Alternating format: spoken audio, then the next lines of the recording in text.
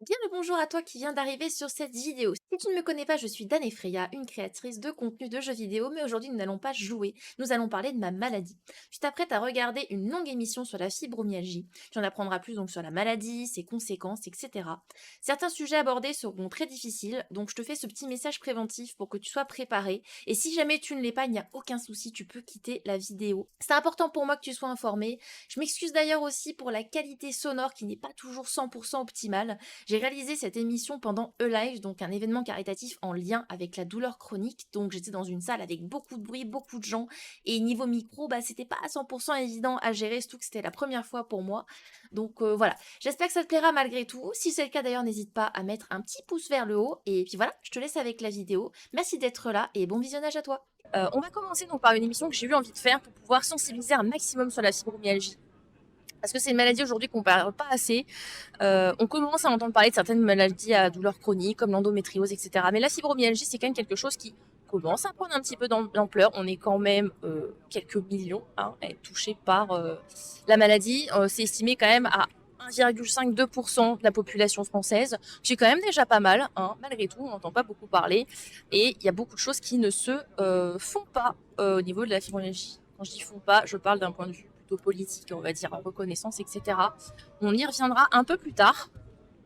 Donc on va axer ça sur différents points. Là, je vais juste faire un petit brief de début pour dire qu'est-ce que c'est la fibromyalgie. Déjà pour commencer, on va poser les bases. Et ensuite, on va échanger l'un et l'autre avec Arastal sur les différents éléments qui, je pense, sont importants pour comprendre une maladie. C'est-à-dire, quel est notre parcours respectif déjà, donc dans le cursus le cursus des symptômes, comment on a eu le diagnostic, quels ont été les impacts qu'on a eu, etc. Typiquement, perdre un emploi, etc. Voilà, plein de possibilités.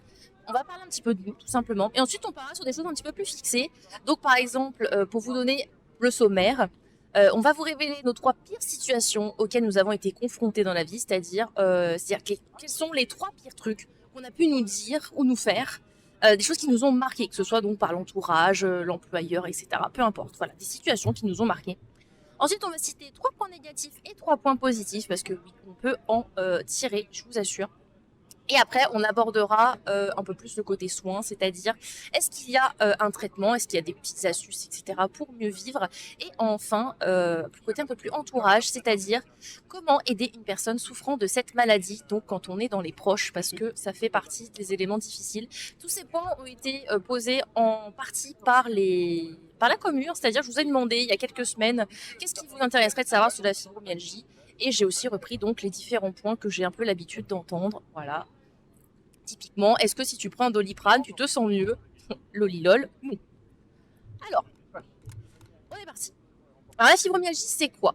Pour les termes les plus scientifiques, c'est donc une affection chronique caractérisée par des douleurs diffuses persistantes et une sensibilité à la pression. Donc le plus souvent, en fait, ça va être des douleurs qui vont être associées à d'autres signes. En fait, c'est pas juste, voilà, tu as mal, tu as également donc une fatigue intense. Tu peux avoir aussi des troubles du sommeil. C'est un panel assez large en termes de symptômes de la fibromyalgie. La conséquence à tout ça, c'est qu'on a donc une diminution de la capacité à effectuer donc des activités de la vie quotidienne, hein, pour nous, typiquement, je sais pas moi, passer l'aspirateur, ça nous demande beaucoup plus d'énergie qu'une personne, si je puis dire, lambda. Voilà. C'est un retentissement qui est variable, bien sûr, d'une personne à l'autre, parce que là, on va vous parler de la fibromyalgie, et vous allez vite comprendre que on est 2 personnes donc atteintes de fibromyalgie, et vous allez voir que on va se ressembler, c'est certain. On ne sait pas l'un et l'autre ce qu'on va dire. On a juste la trame. Et vous allez voir qu'il y a quand même des différences qui vont se noter parce que il y a une maladie, mais il y a plein de manières de la vivre. En fait. Voilà, on n'a pas du tout le même parcours et c'est tristement aussi ce qui est difficile du coup pour la traiter. Voilà, et ça peut évoluer dans le temps comme maladie. Les causes. Pourquoi sommes-nous malades? C'est une bonne question ça. C'est une bonne question. Eh bien, à ce jour, on ne sait pas. C'est-à-dire qu'il n'y a aucun examen qui révèle la fibromyalgie. Des fois, on peut vous faire passer des tests un petit peu pour essayer d'évaluer votre douleur, mais il n'y a pas un truc. Si vous, je sais pas, vous faites pas une radio pour qu'on dise tiens, vous avez la fibromyalgie. Non, ça ne se voit pas. On peut voir que vous avez des signes de douleur, par exemple, si vous avez, je sais pas, moi j'ai des cervicalgies. On regarde une radio de mes cervicales. Effectivement, il y a une raideur. Ça veut dire que j'ai mal, mais c'est pas un symptôme de fibromyalgie. Voilà, ça ne se voit pas. Et c'est d'où l'importance de pourquoi nous participons à E-Live avec Arastal, parce que l'Institut Analgesia a un rôle là-dedans, et c'est pour ça donc qu'on fait cette collecte de dons, et que c'est ô combien important, et vous allez, je pense, le comprendre aussi par cette émission. Les seules tendances quand même qu'on remarque dans les causes de la fibromyalgie, c'est qu'il y a une perception de la douleur déjà qui est perturbée chez une personne fibromyalgique. Il semblerait donc que nos neurotransmetteurs, tout ce qui est voie de contrôle lié à la douleur, en fait, soit altéré. En fait, alors si on fait un IRM, on va pas voir qu'il y a quelque chose, hein, mais il y a un souci, il y a une défaillance dans le lien des messages, en fait, hein, par rapport à la douleur. Je me cogne, paf, ça marche pour tout le monde. Je me cogne, hop, message qui monte au cerveau. Attention, tu t'es fait mal. Voilà, donc paf, ça redescend, symptôme de douleur. Nous, c'est pas tout à fait pareil, vous voyez. Et nous, ça peut même donc accentuer. On va avoir une sensibilité extrême à la douleur. Comme j'expliquais tout à l'heure, typiquement, donc là, on se fait un coup. Voilà, ça fait mal, c'est normal. Par contre, nous, on peut nous toucher, on peut mettre une pression un peu plus forte. Ça dépend des personnes, encore une fois. Mais nous, on peut vraiment avoir très mal. Alors que demain, vous, on vous le fait, vous allez dire, bah non, ça fait pas mal, quoi. Voilà, donc là, il y a quand même un petit système qui a pas l'air de marcher très très bien chez nous. Il semblerait aussi que des facteurs psychologiques et sociaux vont être un petit peu prédisposants à la maladie, c'est-à-dire avoir déjà une autre maladie, une autre pathologie, avoir un contexte de vie un petit peu difficile, la dépression également, ou bien un traumatisme également, tout ce qui est, alors ça peut être physique ou psychique, hein, ça peut être donc un accident, une chirurgie, un accouchement, du surmenage, une rupture amoureuse ou même amicale, peu importe, hein, quelque chose de marquant, un décès, voilà, ça peut être de plein de façons. On a l'impression qu'effectivement, certains, en tout cas, ça se manifeste après un traumatisme. Pas tout le monde. Mais il y a une tendance un peu qui semble tirer vers ça. Et enfin, on remarque aussi donc un lien étroit des symptômes de la fibromyalgie avec des émotions notamment négatives, hein, comme le stress. On a aussi le manque d'activité physique, parce qu'on va avoir un peu ce cercle vicieux, c'est-à-dire on a mal, donc on bouge moins. Donc si on bouge moins, eh ben, on génère une émotion qui est plus compliquée à gérer, etc., etc. Voilà ce qui est en train de se dire. En termes de soins, eh ben c'est pareil, hein, on n'a aucun examen donc pour savoir si on a la fibromyalgie, et on n'a pas de soins appropriés. C'est-à-dire que si on arrive à bonjour, j'ai la fibromyalgie, on va pas vous dire bah voilà, vous prenez ça et ça ira mieux. Non, voilà, non. Aujourd'hui, on ne soigne pas une fibromyalgie. Il y a plusieurs pratiques qui vont tendre à réduire la douleur, qui va essayer de réduire les symptômes aussi, parce qu'il n'y a pas que la douleur, mais on ne guérit pas d'une fibromyalgie. Et les pratiques qu'on va nous faire essayer ne sont pas infaillibles, et on en parlera plus tard effectivement avec Arastal. Vous verrez que quelque chose qui va peut-être marcher sur lui ne marchera pas sur moi, et inversement. Voilà, c'est tout à fait possible. L'hérédité est effectivement quelque chose qui est envisagé. Alors là, c'est avec des gros guillemets, parce que c'est vrai qu'effectivement, moi je l'ai. Ma maman là, par exemple, je ne sais pas si dans la famille d'Arastal, il y a aussi des personnes fibromyalgiques. Arastal, peux-tu nous répondre à cette question? Donc non, de mon côté, il n'y a pas de fibro. Il y a une polyarthrite du côté de ma sœur. Pendant un moment, on a évoqué, certains médecins ont pensé à un syndrome Ehlers-Danlos, parce que c'est une pathologie génétique rare, enfin une maladie génétique rare qui fait que ça peut être confondu soit avec une fibromyalgie, soit une polyarthrite, parce que les symptômes sont assez communs, et on y a cru pendant un moment, mais ça a été reculé. Donc non, moi j'ai juste une fibro et ma soeur une polyarthrite.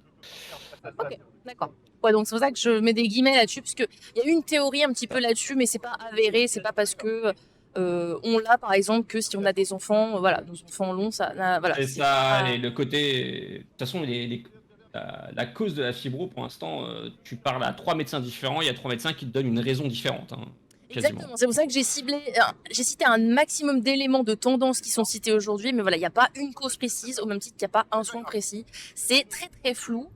Et tristement, j'ai envie de dire, en tout cas aujourd'hui, c'est difficile de tendre vers quelque chose de différent. Parce que heureusement, il y a des gens comme Analgesia qui se soucient de nous. Mais si on prend par exemple d'un point de vue plus gouvernemental et notamment donc, de sécurité sociale, aujourd'hui, la fibromyalgie n'est pas une maladie reconnue. Voilà, donc c'est-à-dire que tout le soin lié à la fibromyalgie, c'est compliqué. On en reviendra quand on parlera de la partie soins. Mais voilà, c'est un point que je voulais vous citer de base. Ça fait partie de la maladie d'une manière générale. Aujourd'hui, c'est une maladie qui n'est pas reconnue. Et je dirais même jusqu'à dire que aux yeux du ministère de la Santé, qui a répondu en décembre l'année dernière, parce que c'est quand même un sujet qui revient de temps en temps dans l'hémicycle, il a répondu que non, ce n'est pas une maladie, parce que, je cite, on ne sait pas d'où ça vient, donc c'est pas une maladie. Voilà, on n'a pas la cause de votre problème, donc vous n'avez pas une maladie. Parce que si on ne sait pas pourquoi, vous n'avez pas une maladie. J'avoue, quand j'ai lu ce communiqué écrit, que vous pouvez retrouver sur Internet, voilà, c'est quelque peu énervant, mais bon, c'est pas grave. Allez, maintenant mon blabla est terminé d'introductif. Nous allons passer donc à notre parcours. Et bien sûr, on commence par notre invité, Arastal. Je te laisse évoquer, donc voilà, tout ce que tu as envie d'évoquer sur ton parcours par rapport à la maladie. Moi, ça a commencé, ça va faire 8 ans, j'ai sur les 34, donc j'avais 25-26 ans. Ok. Dans mon cadre de vie, tout se passait nickel, hein. J'avais un taf que j'adorais, je faisais des études pour devenir éduc spécialisé, je travaillais avec des enfants autistes, tout ça. En même temps, j'avais un petit boulot à côté. Et en fait, un jour, avec ma copine de l'époque, on se fait un resto. On sort de là, on est malade comme pas possible, elle comme moi, sauf que moi, il m'a fallu 2-3 semaines à m'en remettre, à commencer à pouvoir remanger autre chose que du riz. Et en fait, c'est un cas rare, mais avec une intoxication alimentaire, vous pouvez choper une fibro. Votre corps est tellement éclaté et à la ramasse que ça peut déclencher une fibro. Et au départ, quand j'en parlais avec certains médecins, Marumato m'a pris au sérieux, c'est rare, mais ça peut arriver. Et en fait, l'invité que j'ai tout à l'heure, qui est président de l'association Fibromyalgie France, a eu la même chose. Elle, sa fibro s'est déclenchée il y a plus de 20 ou 30 ans, je sais plus exactement, elle m'en reparlera tout à l'heure. Ah, elle a aussi la maladie, je savais pas, d'accord. Son cas est assez intéressant. Et en fait, elle disait, quand elle m'a posé la question, quand j'ai pris contact avec elle, elle fait, moi aussi, j'ai eu une intoxication alimentaire et il lui a fallu quasiment 2 mois pour s'en remettre. Et en fait, elle s'en est jamais vraiment remis. Et moi, c'est pareil. En fait, je suis passé de quelqu'un qui faisait pas mal de sport, parce que je faisais pas mal de sport de combat, j'étais actif, j'avais mon taf, tout se passait bien, tout ça, à taper un 100 mètres pour attraper un bus et je passais 2 heures à être en PLS. Ouais. Et là, tu regardes, tu fais, il y a un problème. Tu vas voir les médecins, le médecin te dit non, mais c'est dans la tête, c'est des courbatures, c'est une dépression. Là, tu regardes, tu fais, t'es gentil, mon gars, j'étais à 5-6 heures de sport par semaine, je passe à taper sprint sur un 100 mètres, je suis mort. C'est pas des courbatures. Enfin, j'ai plus de 10 ans de sport différents dans les courbatures, je connais, quoi. Pareil, la dépression, en tant qu'éduc, on a quand même des cours de psycho, un minimum, tout ça. Et pareil, je regarde, je fais. Je m'éclate. Ma vie de couple, nickel. Pas de problème. Non, dépression, non. T'es gentil, c'est pas dans la tête, quoi. Et donc, moi, j'ai passé 6 ans. Ça fait 8 ans que ça m'est arrivé, hein, j'ai passé 6 ans en errance médicale. À chercher, parce que, malheureusement, la fibromyalgie, elle l'a pas expliqué. Elle en a pas parlé, mais par exemple, 75% des cas, c'est des femmes. Je suis dans les 25% restants. Donc déjà, quand on va voir un médecin, il y a beaucoup de médecins qui sont fibrosceptiques, enfin, on va dire fibrosceptiques parce que pour eux, c'est pas une vraie maladie, comme elle disait. Et donc, quand on va les voir, et quand on leur dit, je suis un mec, on m'a peut-être dit que ça pouvait être une fibro, mais mon médecin traitant de l'époque ne s'y connaissait pas assez, il m'a demandé d'aller voir quelqu'un d'autre. Et tu leur dis, ah non, mais ça, c'est pas une vraie maladie, c'est dans la tête.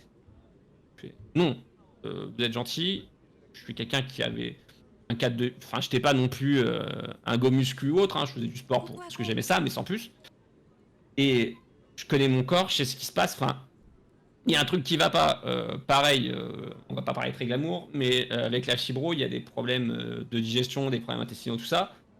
J'étais quelqu'un qui avait pas de problème à ce niveau-là, je pouvais manger tout ce que je voulais. Maintenant, c'est hyper compliqué. Il y a vraiment un gros changement pas du jour au lendemain, mais après cette intoxication alimentaire, il y a un avant et un après, en fait. Il y avait vraiment un trop gros changement pour que je comprenne. Et le gros problème avec la fibro, c'est quand même il n'y a pas d'examen. Donc moi, je suis passé par toutes les étapes possibles et inimaginables. Je sais pas pour toi, mais quand on ne sait pas, vous faites des tonnes et des tonnes d'examens. Et c'est hyper angoissant parce que c'est peut-être un cancer. Le mot cancer, faut être honnête, la première fois où vous êtes assis et qu'on vous le dit, ça fait flipper. Parce que vos problèmes intestinaux, vos douleurs, machin, ça pourrait être un cancer, machin. Donc, allez voir ce spécialiste, allez voir machin, faites ci, faites ça. En fait, la fibro, il faut savoir, c'est que c'est un diagnostic d'élimination.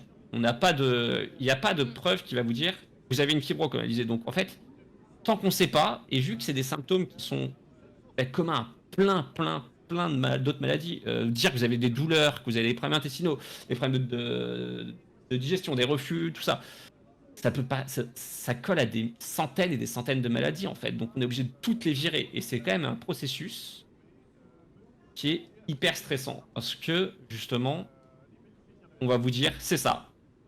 Après, ah non, c'est pas ça, donc c'est ça. Ah non, c'est pas ça. Enfin, ou les médecins qui vous disent non mais c'est dans la tête, c'est rien, c'est une dépression. Non mec, j'ai mal, fais quelque chose. Et le médecin te dit non, c'est dans la tête. Il y a des moments, j'avais envie d'éclater la tête du médecin sur la table, pour être honnête. Le mec, quand le 6e médecin te dit c'est dans ta tête, enfin voilà quoi. J'ai envie de te casser. C'est ça. C'est compliqué. Quoi. Non, mais c'est très difficile Voilà. psychologiquement à vivre ce genre de remarques parce que bah, toi, t'es là, Ah, tu souffres et tu donnes le meilleur toi-même pour trouver une solution. Et enfin, se dit, bah non, en fait, t'es un menteur, quoi. C'est ça, tu te sens pas légitime dans ton. Exactement. Dans ton. Dans ta recherche, tout ça. De plus, quand on dit ouais, non, mais c'est une maladie de femme, tout ça, vous êtes un homme, ça marche pas. Tu fais ouais, enfin, c'est une maladie de femme, bah ce que j'ai quoi. Ouais, mais vos Ah oui. examens, il y a rien. Vous allez bien. Non, je vais pas bien. Je passe de quelqu'un qui, comme je vous disais, ça part 100 mètres pour attraper un bus, il me faut 2 heures pour m'en remettre, à certains matins à me réveiller, à pas pouvoir me lever tellement j'ai mal, ou même une simple douche. C'est simple, hein, je sais pas pour toi, mais il y a certains moments. Le contact de quand je fais une hypersthésie, donc une hypersensibilité, juste le jet de la douche, il est trop fort, ça peut me faire mal à certains moments. Ouais, moi, j'en avais pas au début. Et maintenant, je commence à en avoir effectivement dans certaines zones de mon corps, notamment le dos, où je vais Ouais, pas supporter à tel moment qu'on me touche. On peut pas me oui, toucher. confirme, c'est aussi le cas. Et toi, du coup, ça s'est passé comment pour le début? Moi, ça a été un peu plus rapide parce que j'ai déménagé finalement, si je puis dire, au bon moment. C'est-à-dire que moi, donc, ça a commencé tout début 2019. J'étais à mon poste de travail, donc un peu comme toi, j'étais bien dans ma vie. J'avais une perspective d'ailleurs professionnelle qui était intéressante, qui était peut-être pas celle que j'avais espérée, parce que de base, j'étais dans les ressources humaines. Mais j'avais une opportunité très intéressante qui se présentait. J'étais bien, j'étais à mon poste de travail. Voilà, j'étais bien. Franchement, il n'y a pas de sujet particulier. Je sais pas si j'avais déjà mal avant, en tout cas, je m'en étais pas rendu compte. Si c'était le cas, je me rappelle juste d'une journée, il était vers 16h. J'étais assise à mon poste, normal, bien positionnée. Et là, j'ai eu des brûlures au cervical. Mon point douloureux a commencé donc par les cervicales. Ça me brûlait, mais brûlait au point de il faut que je me lève, il faut que j'aille aux toilettes parce que je vais pleurer. Voilà, pleurer de douleur. Ah, C'était la première fois que ça m'arrivait. Je n'ai pas pleuré, je me suis retenue, mais j'ai vraiment eu ce besoin de. J'arrive pas à le canaliser en fait sur mon poste de travail, donc il fallait que j'aille faire un truc ailleurs, si j'y suis. Et donc, ça a commencé comme ça. Donc, face à cette douleur, je me suis dit, il faut que je fasse quelque chose. Premier réflexe, ça a été pour moi de voir un ostéopathe. J'ai vu un ostéopathe qui a aussi fait une pratique d'acupuncture en même temps. Il faisait les deux. Il me dit, je peux vous mettre des choses parce que, je cite, il m'a dit, je sens des énergies quand même vachement vives au niveau des cervicales. Voilà, bon, on n'y croit pas. Hein, voilà, je me dis, bah, écoutez, faites. Hein, voilà. ça. Ça Ça m'a peut fait m'aider, du bien. vas-y. Hein. Mais oui, c'est ça. Moi, je lui ai dit, pourquoi pas? Je suis pas contre, je m'en fiche. Allez-y. Je dirais que ça, pendant 2 semaines, j'ai quand même senti un petit mieux, ça allait mieux. En tout cas, j'étais plus en crise comme ça, de douleur crispée, brûlante. Elle était très très vive cette douleur. Et puis c'est revenu. Et puis c'est devenu de plus en plus fort. Et là, au bout de certains mois, parce que j'ai vraiment serré les dents pendant longtemps. J'étais pas le genre à aller voir chez le médecin. Pas parce que je suis contre les médecins, mais bon, voilà, j'ai un rhume, je vais pas chez le médecin. Voilà un peu mon comportement par rapport au médecin. De base, je suis pas quelqu'un qui me tourne tout de suite vers le médecin dès que j'ai un petit quelque chose, quoi. Là, bon, ça a commencé à durer, donc vers mai, j'ai fini par voir mon médecin traitant. En mode, bah voilà, j'ai mal au cervical depuis plusieurs mois, ça commence à être vraiment compliqué. Est-ce qu'on peut faire quelque chose? Est-ce que je peux prendre quelque chose? Je sais pas. Donc, elle m'a prescrit des antidouleurs. On commence par du Doliprane, hein. Et j'ai commencé des examens. Donc, ça a fait radio, et puis après, c'était IRM, et puis après, c'était rhumato, et puis après, c'était un nombre incalculable de médecins parce que il y a toujours plus de médecins. Et puis bah, moi, il y a eu un jour où alors moi, ça n'a pas été une intoxication pardon, alimentaire. C'est un jour, je me suis levée et j'étais vraiment pas bien. J'avais vraiment la tête qui tournait, comme tu disais, tu vois, se lever déjà c'était compliqué, tout était dur. J'arrivais plus à tanker en fait, tout simplement. Vraiment, mon corps m'a lâché. C'était en novembre 2019, mon corps a lâché tout simplement. Je suis quand même allée travailler, mais au bout de quelques heures, j'ai dit à mon chef, est-ce que je peux partir parce que je peux plus là. J'arrive pas, je suis inutile en fait. J'arrive pas à me concentrer. Enfin, je mets des heures à faire un truc que je mets normalement pas longtemps. Enfin, il y avait plus rien qui allait. Donc je lui ai dit voilà, je vais me reposer, ça va passer quoi. J'avais pas du tout associé aux douleurs cervicales jusqu'à présent. Et puis au final, bah, je suis jamais retournée à cet emploi. Voilà. Je suis jamais retournée à cet emploi. Mes semaines d'arrêt se sont amplifiées parce que derrière, bah, tout s'est enchaîné. Moi, c'est vrai que ça a commencé par les cervicales. Aujourd'hui, j'ai mal un peu partout. Donc, membre supérieur, membre inférieur, parfois le dos, parce que j'ai quelques discopathies qui sont accentuées du coup par la fibromyalgie. Ouais, bah. Et voilà. Et donc, ça Et derrière, j'ai perdu, donc quand on parlait des impacts sur la vie, effectivement, pardon, j'ai perdu mon travail parce que, ça c'est quelque chose qu'on parlera un petit peu plus après, mais mon employeur ne m'a pas cru.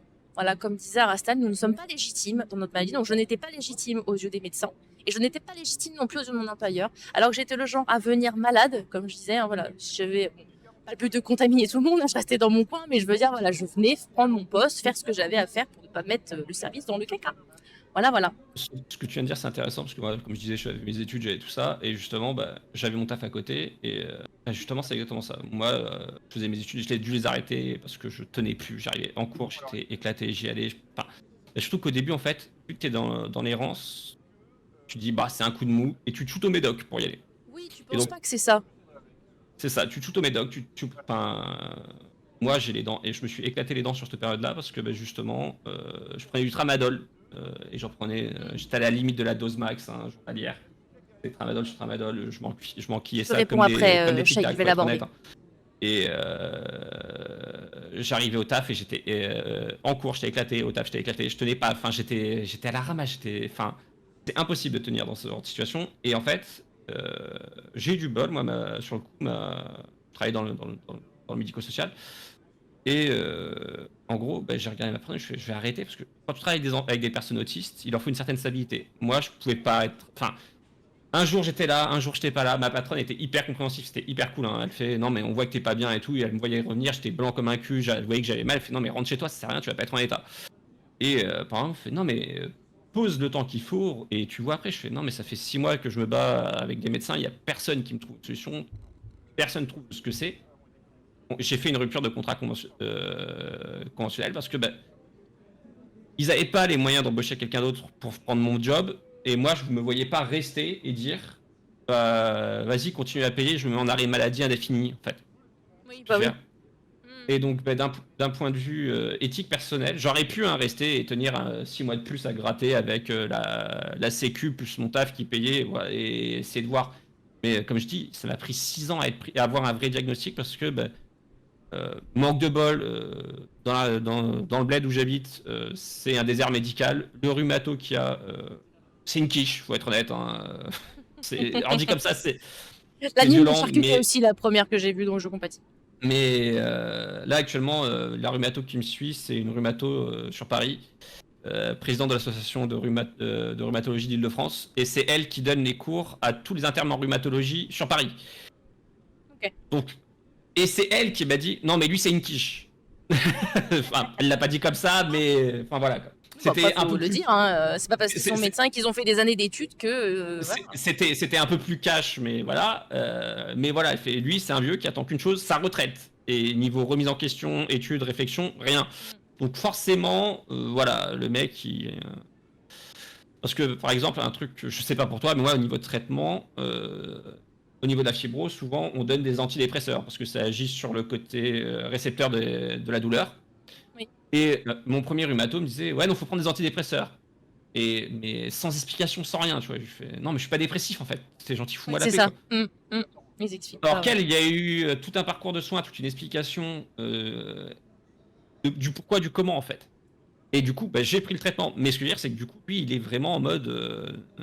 Enfin, il y a des médecins, tu te demandes, enfin, je comprends qu'ils sont pas là pour te chaperonner, être gentil avec toi et tout. Enfin, moi, je préfère un médecin qui est cash, qui te dit les choses comme il faut et qui te dit c'est ça ou faut faire ça, ça, ça, mais qui t'explique pourquoi. Je préfère que les mecs soient francs et qui te disent plutôt que quelqu'un qui te tient par la main. Ah, vous avez mal, je suis désolé. Mais ça, je m'en fous que tu sois gentil avec moi en fait.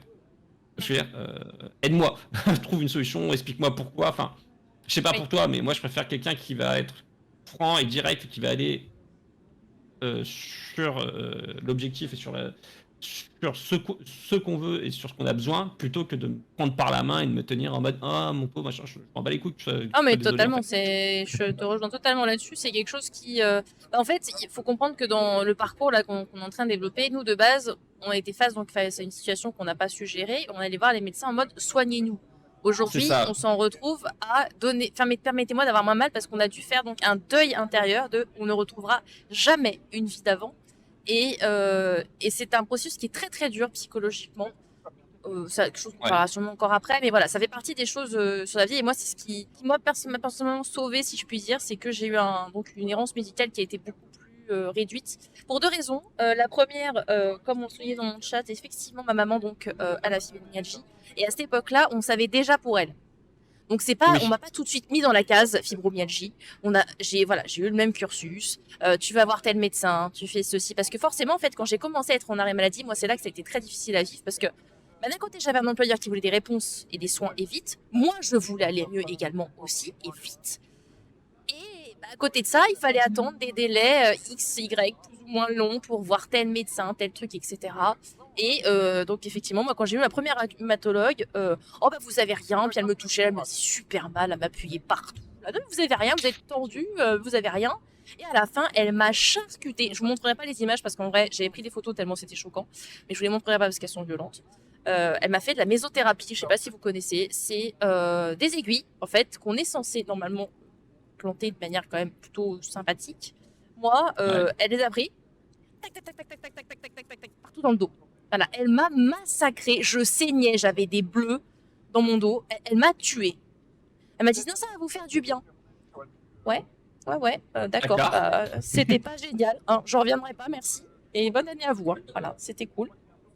Après, on est suivi les rendez-vous médecins, neurologue, bon, rien de flagrant, mais on va quand même faire un EMG, donc les membres supérieurs, les membres inférieurs, parce que donc moi ce qui a été détecté notamment quand même par ces examens-là, faut quand même le souligner, c'est que je souffre de syndrome du défilé, donc c'est-à-dire qu'au niveau de mes épaules, j'ai une cavité qui est un peu petite au niveau de tout ce qui se croise au niveau sanguin, tendons, etc.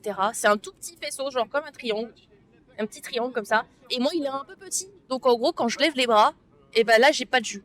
Donc mes bras vont commencer à s'engourdir, etc. Parce que moi, c'est un peu partie des symptômes que j'ai. Ça peut être des tremblements. Je peux trembler extrêmement souvent sans m'en rendre compte. Ou rarement. Ça m'arrive, mais voilà, c'est l'idée. Je peux avoir aussi des fourmillements, etc. Ça fait partie des éléments. Alors, c'est du coup lié à la fibro, mais aussi à ce côté syndrome du défilé. Voilà. Donc voilà, on a toujours trouvé des petites choses, mais rien de flagrant. Et puis à un moment donné, on m'a dit, écoutez, là, on peut plus rien pour vous. Hein. Pas compliqué. On peut plus rien pour vous. Et il va falloir aller voir un centre de la douleur parce qu'on est sur une douleur chronique, ça fait plus de 3 mois, donc il va falloir faire quelque chose. Et centre de la douleur, là, effectivement, fibromyalgie est tombée. Donc moi, pour le coup, c'est tombé en... j'ai commencé à être malade donc en février 2019 et j'ai eu le diagnostic en août, c'est 2020 ou 2021 2021, je crois. Parce qu'en fait, l'avantage que j'ai eu entre-temps, oui, c'est 2021. Parce que j'ai déménagé en fait et donc j'ai quitté un peu une zone d'errance médicale pour aller en région parisienne et effectivement il y a quand même plus de médecins notamment pour les spécialistes. Alors il y a plus de personnes, on a quand même des gros délais d'attente, mais typiquement un centre de la douleur, là où j'étais avant il me fallait 6 à 1 an d'attente pour pouvoir le voir. Là j'ai eu le rendez-vous en 4 mois. Voilà. On peut se dire ouais c'est quand même énorme, oui totalement, c'est énorme, mais c'était déjà beaucoup mieux, c'est pas français, de tout ça. Ça peut amener plus tard à d'autres pathologies type Parkinson, etc. Alors, pour l'instant, on m'a pas fait le lien avec ça pour mes tremblements, etc. On m'a plutôt dit que ça pouvait être effectivement nerveux, même si mes nerfs apparemment vont bien. En fait, c'est bizarre, c'est comme, en fait, on voit pas. C'est-à-dire qu'on voit bien qu'il y a un, enfin, je veux dire, je ne simule pas mes tremblements. Je me rappelle encore de situations que je pouvais manger avec mes collègues et on me disait mais tu trembles. À un moment donné, on m'a même dit t'es alcoolique. Je ne bois pas d'alcool. Si je bois un verre à jamais, genre c'est un anniversaire, c'est voilà, puis c'est un verre, 1 ou 2 verres, pas plus, je bois pas, enfin je suis pas du tout. C'était hyper agressif parce que c'était régulier en fait que je tremblais en mangeant, en fait juste en ayant cette posture là, pour ceux qui me regardent vraiment, cette posture, je mange tranquillement et mes bras tremblent, voilà tout seul. Ça m'arrive souvent et je m'en rends pas souvent compte. Fort heureusement pour moi, à vrai dire. Quand je me rends compte, c'est hyper désagréable, on va pas se mentir. J'avais ça et des spasmes aussi. Des fois, mes doigts qui sautent tout seuls. Quand tu joues, notamment, ça m'arrive, c'est horrible. C'est horrible à vivre. Donc voilà. Non, pour l'instant, il n'y a pas de diagnostic Parkinson, etc. Ça n'a pas été envisagé, en tout cas. Ouais, il n'y a pas eu de lien fait avec la fibro directement non plus avec Parkinson. Il y a pas mal d'études. Il y a le centre de la gestion de la douleur qui est vachement plus sensible parce qu'il y a des gens, on sait qu'avec des RTMS, donc le RTMS, c'est des stimulations profondes au niveau du cerveau avec des ondes. Je peux pas trop en parler, hein, c'est pas ma spécialité. Mais je sais que j'ai une connaissance fibro. Les liens de neurotransmetteurs, etc. qui sont liés. C'est ça, et qui arrive à recalibrer le truc un petit peu, mais ça dépend totalement des patients parce qu'il y a des patients chez qui ça marche très bien, il y en a d'autres chez qui ça ne marche pas du tout. Donc c'est assez compliqué. C'est pour ça que clairement d'une fibro à une autre, il y a des similitudes, mais il y a aussi beaucoup de différences. Et justement, le côté Parkinson, il y a pas mal d'études qui ont été faites à ce niveau-là et il n'y a pas de lien particulier non plus en fait. Enfin, pour l'instant. Après, comme on dit, la fibro, on sait pas tout non plus. Assez compliqué. Mais voilà, donc moi Ouais. personnellement, après je suis arrivée donc au diagnostic, bah voilà, vous avez une fibromyalgie. J'ai parce que des médecins, voilà, j'en ai vu plein. J'ai vu un angiologue aussi par rapport à ce syndrome. Et on va en parler juste après dans la question qui suivra. Vous allez voir que j'ai eu un angiologue aussi fort sympathique. T'as eu de la chance, t'ont indiqué rapidement un centre de la douleur. Oui, moi, en vu que fait, j'étais pas pris au sérieux C'est ça. et, Alors moi, et je l'ai que pas je été prise cherchais. au sérieux, mais la seule personne qui était avec moi, c'était mon médecin traitant. Et médecin Ouais, traitant c'est qui ça. s'occupe aussi de ma maman. Donc c'est pour ça en fait Oui. que j'ai eu. En fait, c'est plutôt moi tous les médecins annexes que j'ai vus qui ont été Ouais. compliqués en fait. Voilà, médecin Mais traitant, moi, c'est que- voilà, c'était mieux. Le tout premier médecin, le médecin traitant que j'avais à l'époque, m'avait dit que c'était peut-être une fibro, mais il fait, je m'y connais pas du tout. Vous allez voir quelqu'un d'autre. C'est ça, ils J'ai savent cherché pas. et j'ai fait. À l'époque, j'étais à Créteil. Ouais. J'ai fait quasiment tous les médecins de Créteil. Pour être honnête, je les ai quasiment tous faits. Bon, je les ai. Et il y en a quasiment aucun qui m'a. Et au bout d'un moment, en fait, moi j'ai baissé les bras, j'ai abandonné. Hein. Je fais tant pis, j'ai mal, je prends des médocs, je continue. Et après le reste, bon, ça, on continuera, ça sera plus sur les bonnes choses qui me sont arrivées plus tôt. Mais j'ai rencontré ma nouvelle copine entre temps, tout ça. Et en fait, ça m'a motivé à chercher et à comprendre en fait. Et elle, c'est sa médecin traitante à elle qui était sur Paris, qui m'a dit bah vas-y, essaye, vas-y, va la voir et tout. C'est quelqu'un de très. Comment dire. Elle est tacticurne, elle est vraiment. Ça passe ou ça passe pas. Elle est très cash, elle est très nette, très carrée. Elle dit ce qu'elle pense et que ça plaise ou non. Mais moi, ça m'a beaucoup aidé pour l'avantage. C'est ce que je cherchais. Bah, moi personnellement, si je préfère quelqu'un de transparent. Et oui, je rebondis sur ce qu'on me dit. Effectivement, les tremblements peuvent être liés effectivement à l'intensité de la douleur. On peut le voir notamment tout à l'heure en petit exemple pour ceux qui ont peut-être regardé l'émission épée que j'ai participé sur live où c'était très physique, très intense. Et j'ai fini donc effectivement en larmes et on m'a fait la réflexion, tu trembles. Et parce que effectivement, je tremblais de douleur en fait. Je tremblais de douleur pour le coup. Donc c'est tout à fait possible que ce soit lié. Voilà, tout à fait possible. Et puis voilà, je pense qu'on a fait le tour niveau parcours. Sans vous allez voir, on va continuer d'étoffer avec les questions qui suivent. Alors on va arriver dans un sujet moins sympathique. Les 3 pires situations auxquelles nous avons été confrontés. Est-ce que tu veux commencer, Arestal? On en fait une chacun, je te propose. Allez, une chacun, Comme c'est ça, super, bonne idée. Bah, on va commencer. Alors, je sais pas si c'est vraiment une des pires, mais une de celles qui m'a vraiment marqué.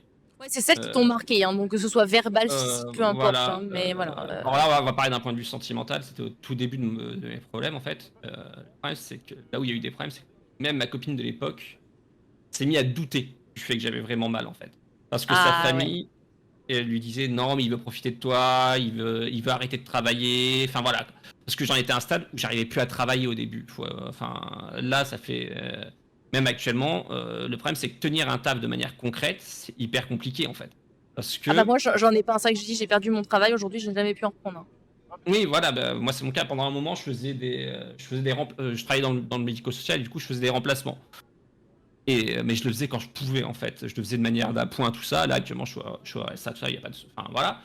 Mais du coup, la famille de mon ex lui a monté le chou en disant non, mais il profite de toi, il fait semblant, tout ça. Personne ne me croyait, en fait. Et on en est arrivé où, à un moment, j'ai découvert que mon ex, c'est un peu personnel, mais a failli me tromper.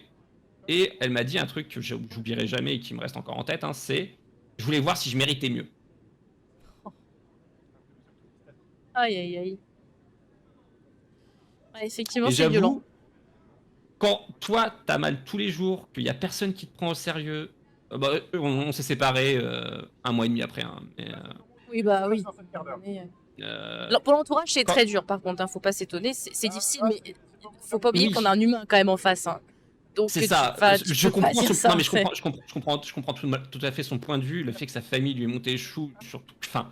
Oui, elle avait beaucoup toute ta famille, tout le monde autour de toi. Mieux.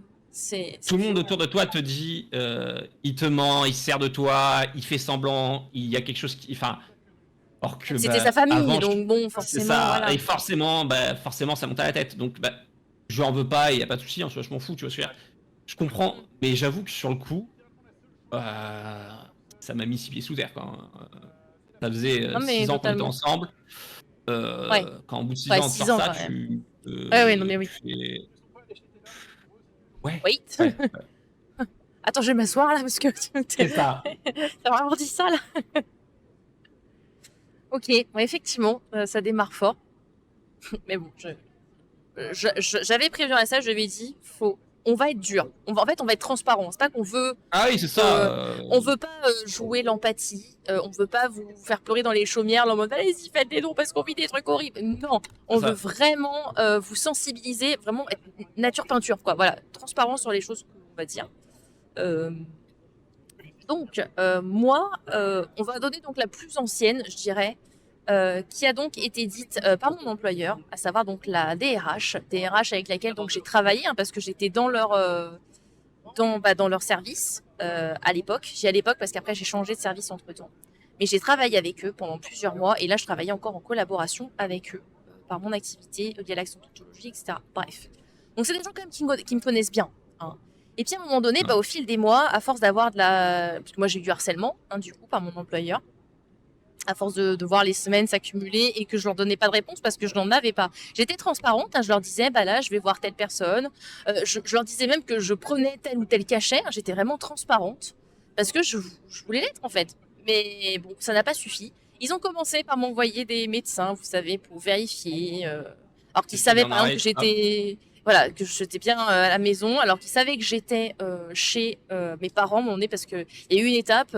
Alors c'est parce que aussi j'avais vécu des moments un peu compliqués personnellement parlant, parce que j'ai vécu aussi une rupture amoureuse à ce moment-là.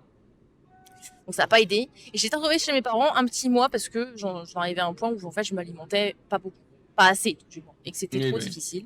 Voilà, donc j'étais chez mes parents. Ils m'ont envoyé des médecins, puis un jour j'ai forcément eu la DRH au téléphone parce que alors depuis je suis en couple avec une personne tout à fait bienveillante que j'aime très fort, mais bon à cette époque-là c'était pas le cas. Et à un moment donné, la question s'est posée. Je me suis dit, qu'est-ce que je fais là? Et j'ai appelé la DRH. Je lui ai dit, bah voilà, on va partir sur une rupture conventionnelle. Enfin, je leur proposais une rupture conventionnelle. Voilà. Mhm. Et là, en fait, elle m'a balancé cash que de toute façon, j'étais une menteuse. Et c'est même pas ça le plus violent, c'est ce qui va arriver. C'est-à-dire que elle me dit, parce qu'ils ont eu donc connaissance qu'à cette époque-là, donc j'étais déjà sur Twitch, enfin non, j'étais déjà sur les réseaux par mes vidéos. Par la maladie, l'arrêt qui se prolongeait, etc. J'avais besoin de faire quelque chose. Je Oui, supportais pas. normal. Ouais. J'étais comme toi. J'étais quelqu'un de dynamique. Je faisais à l'époque même où la maladie m'a frappée, je faisais de l'escalade. Voilà, j'étais quelqu'un qui me bougeait, qui était très péchu, etc. Alors aujourd'hui, je suis toujours mais dans la douleur. Voilà, c'est plus du tout pareil. Comme je disais, faire l'aspirateur, c'est compliqué. C'est Ça m'a clair. fait prendre du poids aussi cette situation. Et puis voilà, et donc j'en ai perdu le fil de ce que je disais.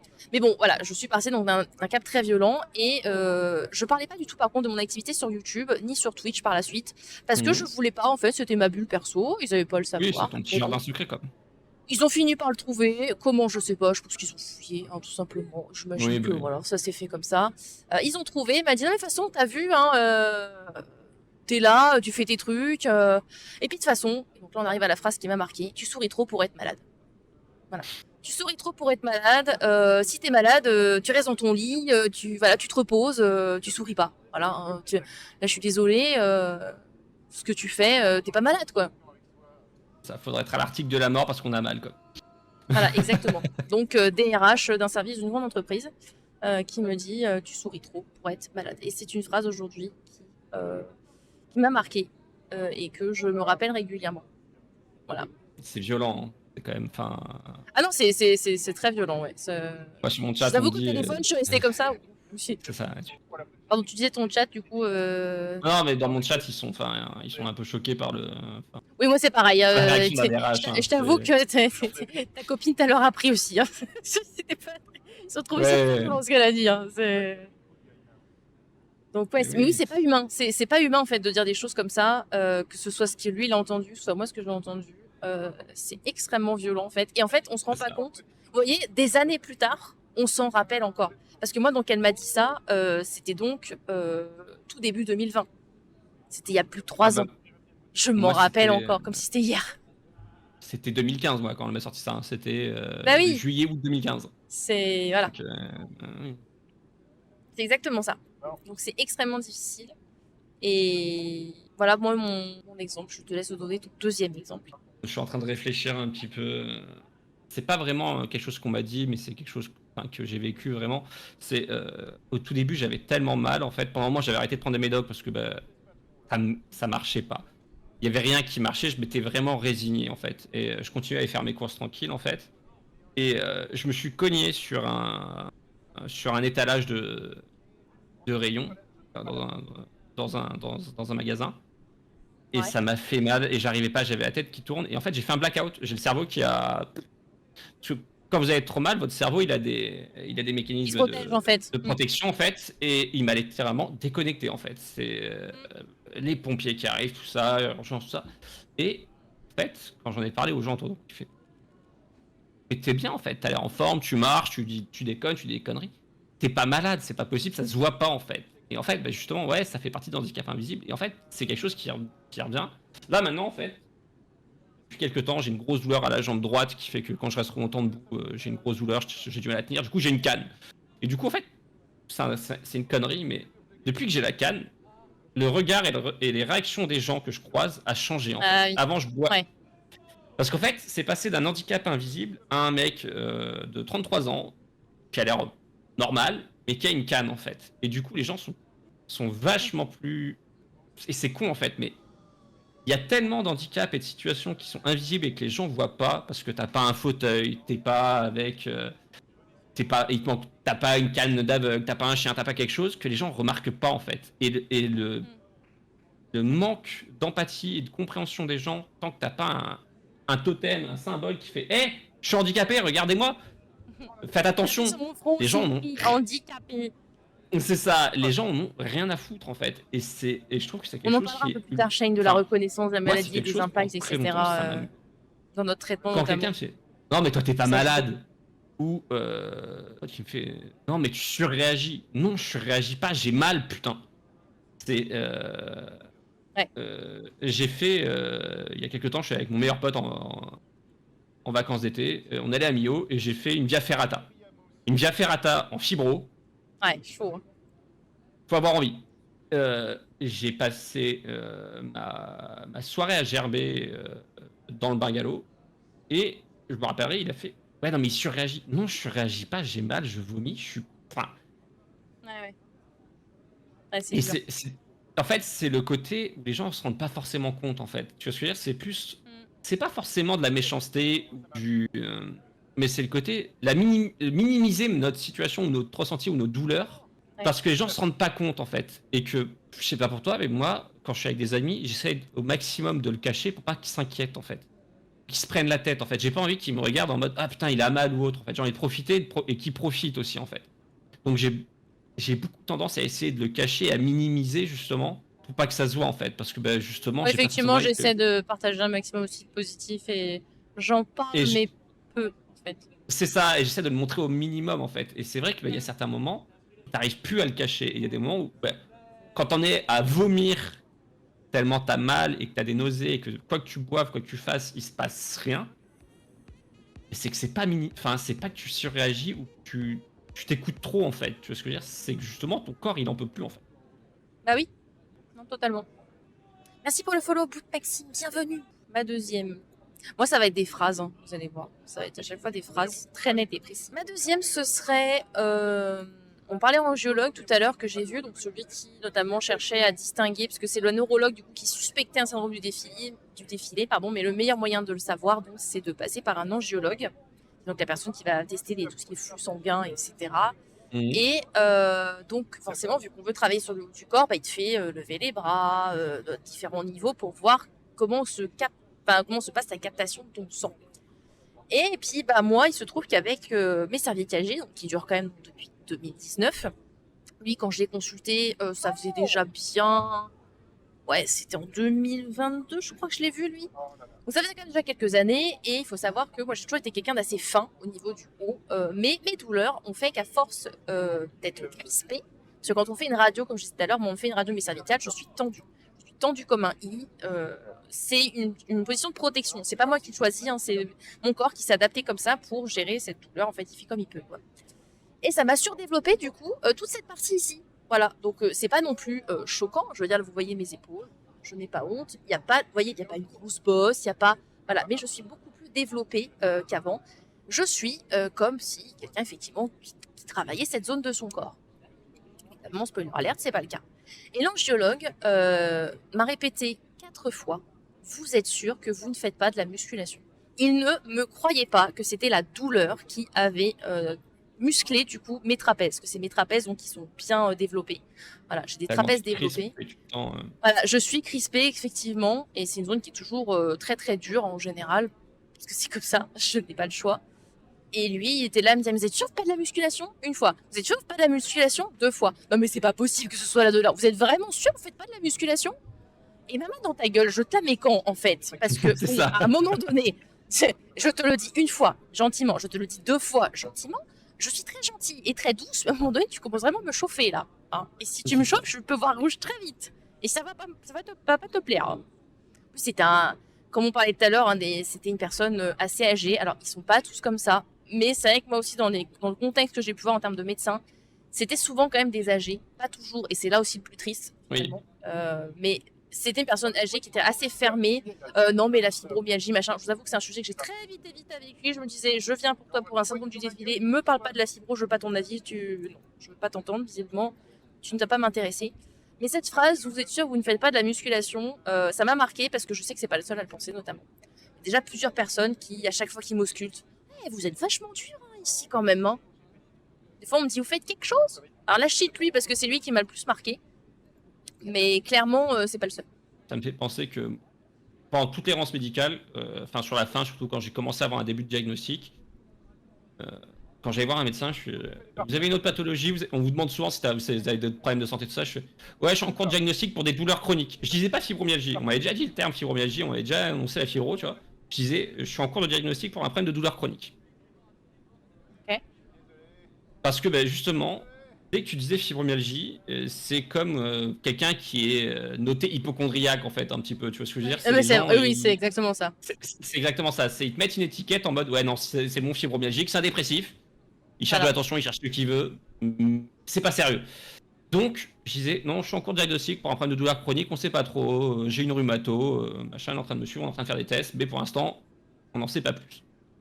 T'en es à un stade, je dois quand même cacher le nom de ta pathologie parce que, en France, et c'est vraiment qu'en France, hein, parce que mondialement, c'est reconnu depuis 92 par l'OMS quand même, en tant que vraie pathologie à part entière.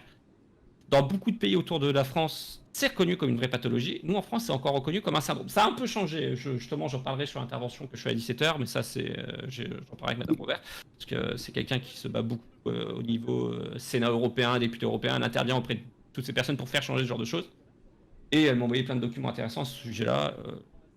Je n'ai pas pensé à te les partager parce qu'elle me les a envoyés tard et je me suis dit que ça rentrerait pas dans l'intervention. Pas de soucis, t'inquiète. Mais voilà, il y a eu pas mal de changements à ce niveau-là, mais il y a encore, allez, sans vouloir exagérer, 80% de médecins pour qui c'est pas une vraie maladie en fait. Ouais. Et comme tu dis, c'est surtout les vieux médecins. Malheureusement, les jeunes sont un peu plus sensibilisés, mais j'en parlais. À l'époque des vieux médecins, en fait, ils en parlaient pas et aujourd'hui, ils en cherchent parlent pas à tout savoir, juste en à fait. peine. Ils en parlent tout Voilà. juste. Le médecin avec qui j'en parlais il y a pas longtemps me disait, ils ont 3 heures de cours dessus. Sur tout un cours sur médecine. 3 heures de cours sur la fibromyalgie en fait. C'est rien. Ils auraient rien, ça serait pareil en fait. Mais totalement. Je suis d'accord avec toi. J'ai pensé à ma troisième moi, mais c'est pas forcément très Twitch friendly, donc je vais rester très vague. Ok. Il y a pas longtemps, c'est arrivé il y a 2 semaines. Je rentre de Paris, justement de chez. Je suis en train de faire avec la fibro. Je sais pas pour toi, mais moi je grince énormément des dents. Non, moi, je n'ai pas ce problème. Moi, je fais du bruxisme. En fait, toi, tu contractes au niveau des trapèzes. Moi, je serre au niveau de la mâchoire, tu vois. Ok. Voilà. Et je me suis éclaté les dents. Vraiment, entre ça, plus les problèmes. Je fais beaucoup de RGO, donc reflux gastro-œsophagien. Donc, j'ai remonté acide énorme et je m'attaque les dents, en fait. Donc, je me fais soigner à l'hôpital Rothschild sur Paris. Et en rentrant, j'étais éclaté. Hein. J'ai passé 1 heure dans le RER pour rentrer. Mais le RER était à l'arrêt parce qu'il y a eu un accident voyageur, tout ça. J'étais assis. il y avait plein de gens autour de moi. On m'a demandé de me lever pour laisser ma place à une femme enceinte. Il y avait plein de gens autour de moi. J'aurais fait, j'ai une canne, je peux pas, demander à quelqu'un d'autre. Mais quand je dis plein de gens, le RER était blindé. Il y avait des gens debout et tout à côté. Je comprends qu'une femme enceinte est Oui, entièrement bien sûr. prioritaire pour être assise. Mais bon, t'as quand Je même une respecte, canne, tu j'ai vois. une canne, j'ai mal à la jambe, je peux pas rester debout. Alors j'ai aucun problème, mais cette personne était de couleur, d'origine, d'accord. Et on m'a insulté de raciste parce que j'ai refusé de me lever. D'accord. Je vais pas aller plus loin, mais au final, je me suis levé et vu qu'on m'avait traité de raciste en fait, parce que j'avais refusé de me lever, personne n'a voulu me laisser une place assise. J'ai passé Seconde de 1 tête. heure debout dans le RER, collé à une barre de métro parce que j'avais pas de place et que j'avais rien en fait. À un moment, il y a quelqu'un qui s'est gentiment levé, qui était assis dans les escaliers, qui m'a laissé la place quand le RER est parti. Mais ce que je veux dire, c'est que je comprends, mais en fait, il y a certains moments, même le handicap, c'est vraiment, moi, c'est une situation qui m'apparaît totalement lunaire en fait. J'aurais fait, j'ai mal à la jambe, En plus, toi, laissez-moi. c'est visible, quoi. Là, t'avais ta canne. C'est ça, Enfin, j'avais la canne et tout en fait. Et en fait, à partir du moment où il y a eu le terme raciste qui est sorti, les regards des c'est gens ont grave. totalement changé et c'était fini. Ouais, bah oui. Or que, Merci Mira Christo pour le Enfin, leurre. Merci beaucoup. je vais être honnête, j'ai un gros côté misanthrope. L'espèce humaine, l'être humain pour moi, c'est pas de la saloperie, mais pas loin. Enfin, j'ai vraiment du mal en fait. Je veux dire, le comportement de l'espèce humaine de manière générale, il y a peu de monde qui trouve pas grâce, mais il y a tellement de comportements qui me paraissent aberrants et qui sont choquants qu'il y a des moments, l'espèce humaine, j'ai vraiment du mal. Je suis pas un vrai misanthrope parce que je fais pas cracher sur tout le monde, tu vois ce que je veux dire. Oui, oui. Non, mais oui, je comprends. T'as un dégoût social en fait, mais ça se comprend aussi. Ouais, j'ai un certain dégoût. Après, je suis vraiment quelqu'un de calme, chill, y a pas de souci, je peux déconner, y a pas de problème, mais vraiment, Oui, tu vois, ça, je veux dire, faut le doser. Faut le doser, voilà, c'est normal. ouais. Voilà, et c'est vrai que, je me dis, mais la scène m'a paru tellement lunaire, quoi. J'ai une Merci canne, Sandy j'ai mal, pour, il y a plein de gens pour le autour, follow il y a bienvenue. pas de Les alertes souci. sont volontairement Vous plus leur demandez basses. pas à eux. Merci beaucoup. J'aurais juste dit ça. Merci. Non, mais vous dites ça parce que vous êtes raciste. Et là, j'ai fait, mais la situation m'a paru totalement lunaire. Alors, c'est un peu bizarre et pas très Twitch friendly, donc voilà. Ok. Et moi, ma dernière, je pense que le plus étonnant sera, bon, la phrase, c'est pas sympa, mais il y a aussi le contexte dans lequel ça a été dit. On va parler centre de la douleur et on va parler d'un acupuncteur. Donc, aujourd'hui, je suis dans un autre centre de la douleur parce que j'ai redéménagé, je ne suis plus en Ile-de-France. Mais quand j'étais donc au centre de la douleur, c'était un pôle qui avait donc un acupuncteur qui était dédié au centre, vraiment la partie centre de la douleur dans l'hôpital, et donc il traitait toutes les personnes qui avaient des douleurs chroniques, soit fibromyalgie ou peu importe. C'était ma deuxième fois, je crois, que je le voyais. Deuxième ou troisième fois. Et puis bon, c'était quelqu'un qui, en termes de comportement, a décidé quand même très arrêté. Il a un mode de vie propre à lui, c'est-à-dire que, vous voyez, lui, il va à la piscine, donc c'est bien de faire de la piscine. Il faut être dynamique, il faut sortir de chez soi, il fallait faire comme lui vivait, ce qui lui faisait du bien à lui. Et puis il me demandait quelles étaient donc mes perspectives, parce qu'il voyait que je n'étais pas comme lui. Moi, par exemple, je suis quelqu'un d'assez casanier, ça a toujours été, même avant la maladie. Bah voilà, j'ai le droit d'aimer être chez moi, j'ai le droit de pas vouloir aller à la piscine tous les mercredis et les vendredis. Excuse-moi, en fait, c'est ta vie, moi je fais la mienne, voilà. Si moi j'aime jouer aux jeux vidéo, par exemple, parce que ça me fait du bien et que toi t'aimes pas, bah je m'en fous, en fait. T'as le droit de pas. Enfin voilà, on s'en fout, c'est pas le sujet. Et donc là, moi j'étais en pleine. Quelles étaient mes perspectives? Donc à ce moment-là, j'avais encore des droits vis-à-vis de Pôle emploi. Donc c'est ça la question, hein, qu'est-ce que j'envisageais, comment j'allais vivre, etc. Et il cherchait également à savoir en termes de perspective d'un point de vue médical. Et j'étais en plein dossier MDPH. Je lui ai dit, je suis dans l'attente de ça, parce qu'effectivement, ça peut être hyper déterminant. J'espérais, spoiler alert, ça n'a pas été. Que ça allait peut-être m'aider dans un retour à l'emploi, etc., d'avoir une reconnaissance travailleur handicapé, d'avoir quelque chose, en fait, parce qu'aujourd'hui, on n'a rien. Je n'ai pas de papier à dire, bonjour, je suis fibromyalgique. Non, on n'a rien. Je n'ai rien. Je ne pouvais rien faire. Donc, j'étais dans cette attente-là. Et là, il m'a dit, non mais vous ne pouvez pas vous baser juste sur la MDPH, puis de toute façon, on n'est pas handicapé à 27 ans. Voilà. C'est vrai qu'on l'a sorti, ça. Parce que moi, je suis On n'est arrivé, pas ça a commencé. handicapé à 27 ans. Ça a commencé, j'avais 25 ans, moi. Donc forcément, à 25 Pareil, ans, ça a t'es pas commencé à malade. 25 ans. À 25 ans, t'es pas malade. On me l'a sorti souvent, en fait. C'est vrai. Ouais. Mais là, par c'est contre, on n'est pas handicapé à 27 ans. Je trouve ça violent, en fait. Ça me T'as rassure des- pas trop parce que Ah bah Justement, non. je suis en attente pour aller à un centre antidouleur, moi. Ça me fait un peu voilà. Alors, Et ils sont pas justement, tous comme ça, hein, je te rassure. ouais, non, non, je sais. Mais par rapport à la MDPH, c'est que moi, la MDPH, j'ai déjà 3 dossiers qui ont été refusés. La MDPH, c'est hyper long, hein. Les gens se rendent pas compte, mais tu fais ton dossier, tu l'envoies. T'as en théorie 2 à 3 mois d'attente avant qu'ils te répondent. J'ai attendu 6 mois. Oui, en Ile-de-France, maintenant, c'est 1 an d'attente actuellement. Non, mais c'est un Puis, truc de ouf, en vrai. voilà. Derrière, ils te disent oui ou merde. S'ils disent merde, toi, tu as 2 possibilités. Tu leur dis, tu peux faire une demande de conciliation. La conciliation, c'est encore 2 mois d'attente, minimum. Et après, une fois que tu as fait ta conciliation, donc tu vas plaider ta cause, tu peux demander à avoir un médecin et tout avec toi, voilà, tu plaides ta cause, tu vas à fond. On t'en dit, vous aurez votre réponse sous 15 jours, je crois, si j'ai pas de bêtises. Je sais plus trop, ça fait un petit moment que j'en ai pas fait parce que voilà. Après, tu peux faire appel de ce refus, mais là, tu peux plus ta cause et du coup, il faut que tu donnes de nouveaux arguments, des nouveaux machins, tout ça. Et en gros, on va partir sur un dossier de 6 mois d'attente.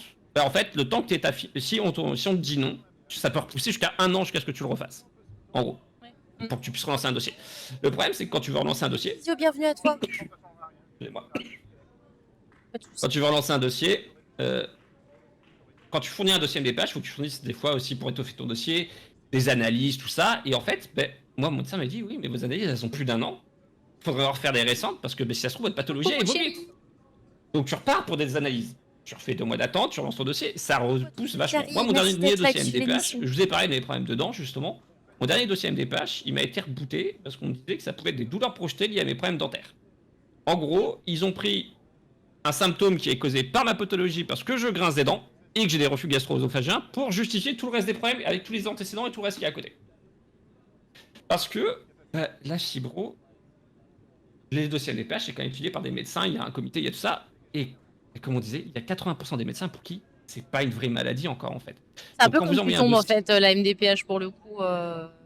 De quoi? Moi, c'est un peu comme tu tombes, vraiment, on m'avait dit, ça passe ou ça casse, hein. C'est soit C'est ça. t'es sur un conseil qui va effectivement être enclin à entendre ta demande en tant que fibromyalgique, ou C'est effectivement, ça. bah non, ce sera pas le cas. Moi, c'est passé. J'ai pas été reconnue handicapée parce que je n'ai pas assez de pourcentage, mais j'ai une Mhm. reconnaissance travailleur handicapé. Oui, alors que moi j'ai même pas Pour actuellement 5 ans. j'ai pas de Oui. RQTH. Là, je suis en train Ah ouais. c'est pour ça que je suis en train de faire tous les soins dentaires comme je disais parce que Ah non, mais justement oui, en leur disant c'est le dernier vous l'avez rebooté comme quoi il y a des problèmes de ça, il y en a plus, c'est fini. un chais. Les problèmes sont toujours là. On fait quoi? Non, mais c'est sûr que c'est très compliqué. Et moi, du coup, je vous citais cette phrase, parce que vous avez été nombreux à réagir dans le chat et vous avez raison. C'est extrêmement violent parce que, petit 1, déjà, c'est un mec de la centre de la douleur qui m'a dit. C'est quelqu'un qui est formé quand même à la douleur chronique. C'est son sujet. Tu peux pas dire à quelqu'un, pas légitimer sa situation en fait. Si je te dis que Non, ma c'est douleur, elle en est au point où je ne peux plus travailler dans des conditions comme tout le monde, que j'ai besoin d'aide, c'est pas juste pour ça fait kiffer, vas-y, je vais être à 20 heures par jour. C'est horrible en fait d'être en mi-temps. Sincèrement, financièrement, on perd extrêmement d'argent. J'ai aucun intérêt à le faire, c'est juste que bah, j'ai pas le choix. Donc voilà, aidez-moi. C'est pour ça qu'il y a une demande MDPH. Et à côté de ça, le terme handicapé, moi, ça m'a choqué et je vous avoue que j'étais un peu fière de moi sur ce coup-là, même si à chaque fois, toutes les phrases que j'ai eues, j'ai un état de choc. Donc, j'avais parlé avec une psychologue, elle m'avait dit que c'était normal d'avoir ce genre de comportement parce que Ah c'est oui, choquant et ça fait des traumas. Tout ce qu'on vous a c'est raconté clair. jusqu'à présent et qu'on s'en rappelle, ça reste des traumas. C'est des traumas qu'il va falloir qu'on digère avec le temps, avec parfois de l'aide. Voilà, mais il faut qu'on les digère et ça nous restera malgré tout quand même un peu à vie.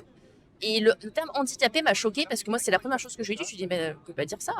Enfin, il y a des enfants, je veux dire, ils sont malades. Ils me disent, oui, mais c'est autre chose. Je dis, bah non, c'est pas autre chose. Vous êtes en train de me dire, à 27 ans, vous n'êtes pas handicapé. C'est ça. Bah, pourquoi pas en fait, elle est con ta phrase. Donc oui, non, ça a été une révolte pour moi et c'est, je crois, la personne à qui j'ai le mieux répondu. L'angiologue, je m'étais agacée. Lui, pour le coup, j'avais été assez cash et j'étais à 2 doigts de sortir de la salle parce que, bien sûr, il m'a dit cette phrase avant de me faire la séance d'acupuncture. Ah Autant oui, bien vous sûr. dire que la séance d'acupuncture, j'étais Elle a pas dû tendue être très comme un efficace. string, voilà, on va pas se mentir.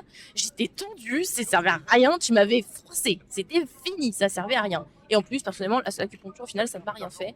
Mais bon, avec ce genre de discours, au final, ça n'a pas été pertinent. Donc voilà, on a eu des situations tout à fait pas cool. Ensuite, on va donc cibler maintenant 3 points négatifs et 3 points positifs. On va peut-être accélérer un petit peu parce qu'après, Ouais, pas de souci. Arastal Je vois l'heure. a son intervention et je voudrais pas que tu sois en retard. Non, mais je l'ai Donc, prévenu qu'il y aurait un peu de retard. De toute façon, elle est assez compréhensible, y a pas de souci. mec. Je sais pas si tu veux qu'on cite, genre on fait une petite liste à chaque fois. Là pour le coup, genre on dit tout d'un coup. Ouais, vas-y, commence si t'as une petite idée. Et laisse le temps de réfléchir Ah, sur. moi j'ai écrit mes réponses, hein, je t'avoue, parce que j'ai vraiment pris le D'accord. temps d'y réfléchir et je voulais être sûre de ne pas me tromper parce que bah, moi, donc ça c'est assez récent pour le coup. J'ai quand même un peu maintenant des troubles cognitifs. Voilà, donc là avec la fatigue de l'événement, je savais que ça allait être compliqué. Voilà, des fois je vais chercher mes mots, je vais bugger, Oui. j'ai de plus en plus ça, des troubles de la mémoire aussi, alors que j'étais le genre à retenir les anniversaires de mes collègues, des enfants de mes collègues, hein, et je vais leur rappeler, attends, t'oublies pas, ce soir tu vas aller chercher le truc pour ton enfant, hein. Oui, j'étais genre là, aujourd'hui ça va encore, mais je sens que je perds et c'est difficile. Mais bon, c'est partie de la vie. Donc 3 points négatifs. Alors tristement, je vais être honnête, en citer 3, ça a été compliqué d'en choisir que 3. C'est clair. Donc les 3 points négatifs que j'ai le plus notés, donc le premier, c'est clairement tout ce qui est symptômes, voilà, donc c'est-à-dire la douleur et la fatigue. Je ne me rappelle plus ce que ça fait de me lever en forme. Je ne sais plus. Au début, on se rappelle de ce qu'on a perdu. Aujourd'hui, je me rappelle plus de la sensation que ça fait de me lever en forme. Je ne sais plus non plus ce que ça fait de ne plus avoir mal quelque part, parce que je sais pas pour Arastal, mais moi j'ai mal constamment. J'ai des périodes de crise, mais moi la douleur elle est constante. Voilà, c'est ce qui est le plus difficile pour moi à vivre. C'est que je n'ai jamais de répit. Et donc, je ne me rappelle plus ce que ça fait de ne plus avoir mal nulle part. Je ne sais plus ce que ça fait d'être libre. Et je dois redoubler d'efforts donc pour faire tout ce qui m'était aisé autrefois. Donc, l'impact des symptômes est très difficile. Ensuite, ça va être les pertes. Ce que j'appelle les pertes, c'est une perte globale. Donc, c'est un petit peu ce que je disais, hein, la perte de soi, effectivement. Voilà, bah, comme on disait avec Arastal. Hein. Avant, bah, voilà, il était capable de courir 100 mètres pour aller chercher un bus sans problème. Aujourd'hui, il est mort. Il met des heures à 100 mètres. Voilà. Et ça, c'est la perte de soi, de son. Parce qu'on reste soi-même, mais on est obligé de tout adapter et plein de choses, il y a des choses sur lesquelles on doit renoncer. Donc, les pertes, c'est le plus difficile. Avec la perte de l'entourage aussi. Je l'avais entendu avec Arastal. Hein. On perd des gens. Ce qui est à la fois, je l'utilise un peu, du coup, je l'ai aussi mis en positif. Je vous expliquerai pourquoi, mais là, je le dis en négatif, parce que ça fait mal. Ça fait mal de perdre des gens, ça fait mal de perdre des amis. Moi, il y a des gens qui ne m'ont pas cru aussi. Il y a des gens qui m'ont jugé. Il y a des gens qui m'ont fait mal, en fait. Il y a des gens qui m'ont abandonné aussi. Il y en a qui n'ont rien dit, mais juste qui se sont éloignés quand ils ont commencé à voir, en fait, ce qui se passait.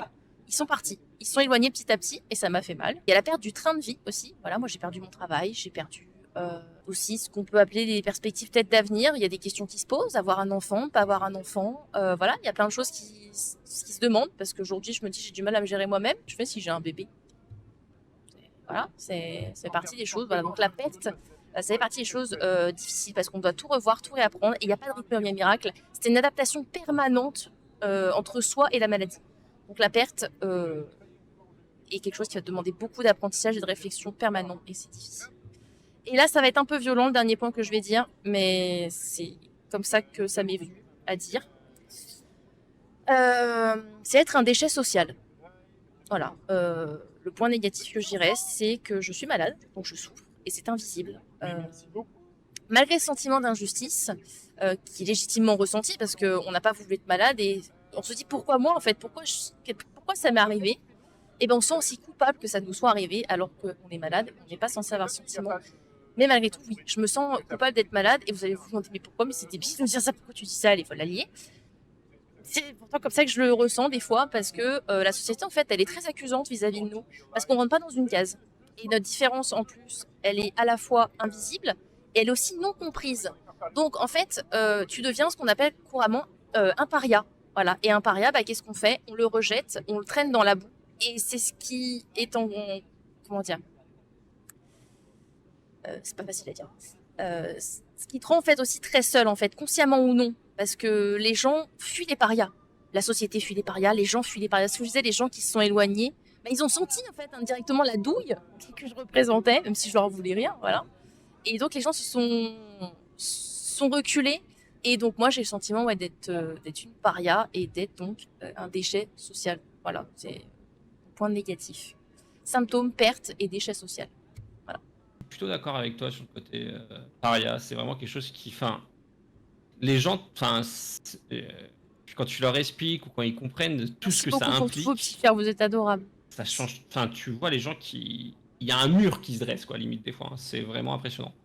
Ah oui, oui, Euh, totalement. pour le côté symptômes, alors, je suis un peu, enfin, si je vous ai une liste, je suis, Bah, c'est assez c'est ce que global j'ai en fait fait, là. hein, ça se parlera Non, non, mais là, forcément. je suis une erreur de la nature. Je suis fibromyalgie, daltonien, ambidextre, myope astigmate. J'ai toutes les possibilités. Je suis tous les trucs les plus peu probables possibles, je les ai. Et vraiment, je suis au potentiel, machin. Et c'est vrai que bah, le côté brouillard, le brouillard de la fibro, il y a des, enfin, je suis quelqu'un qui Elton, il fait des réagit très vite, bulles. qui pense très vite, qui fait des idées, mais ultra rapidement en fait de base. Et il y a des moments, j'ai le cerveau, j'ai l'impression de devenir débile, tellement le cerveau tourne au ralenti. Je sais pas si vous avez déjà eu cette sensation. Je sais pas si quand vous avez déjà pris des médicaments et d'être totalement shooté. Parce que le médicament, un gros antidouleur, un gros quelque chose qui va vraiment vous éclater, vous fracasser au sol. Ben, il y a des moments où vous allez être au top de votre forme et d'un coup, vous savez pas pourquoi, parce que vous commencez un peu à fatiguer ou vous avez des trop grosses douleurs. D'un coup, vous allez vous prendre un gros coup de massue à l'arrière du crâne et c'est fini. Vous avez 2 neurones ennemis et ils sont incapables de communiquer ensemble.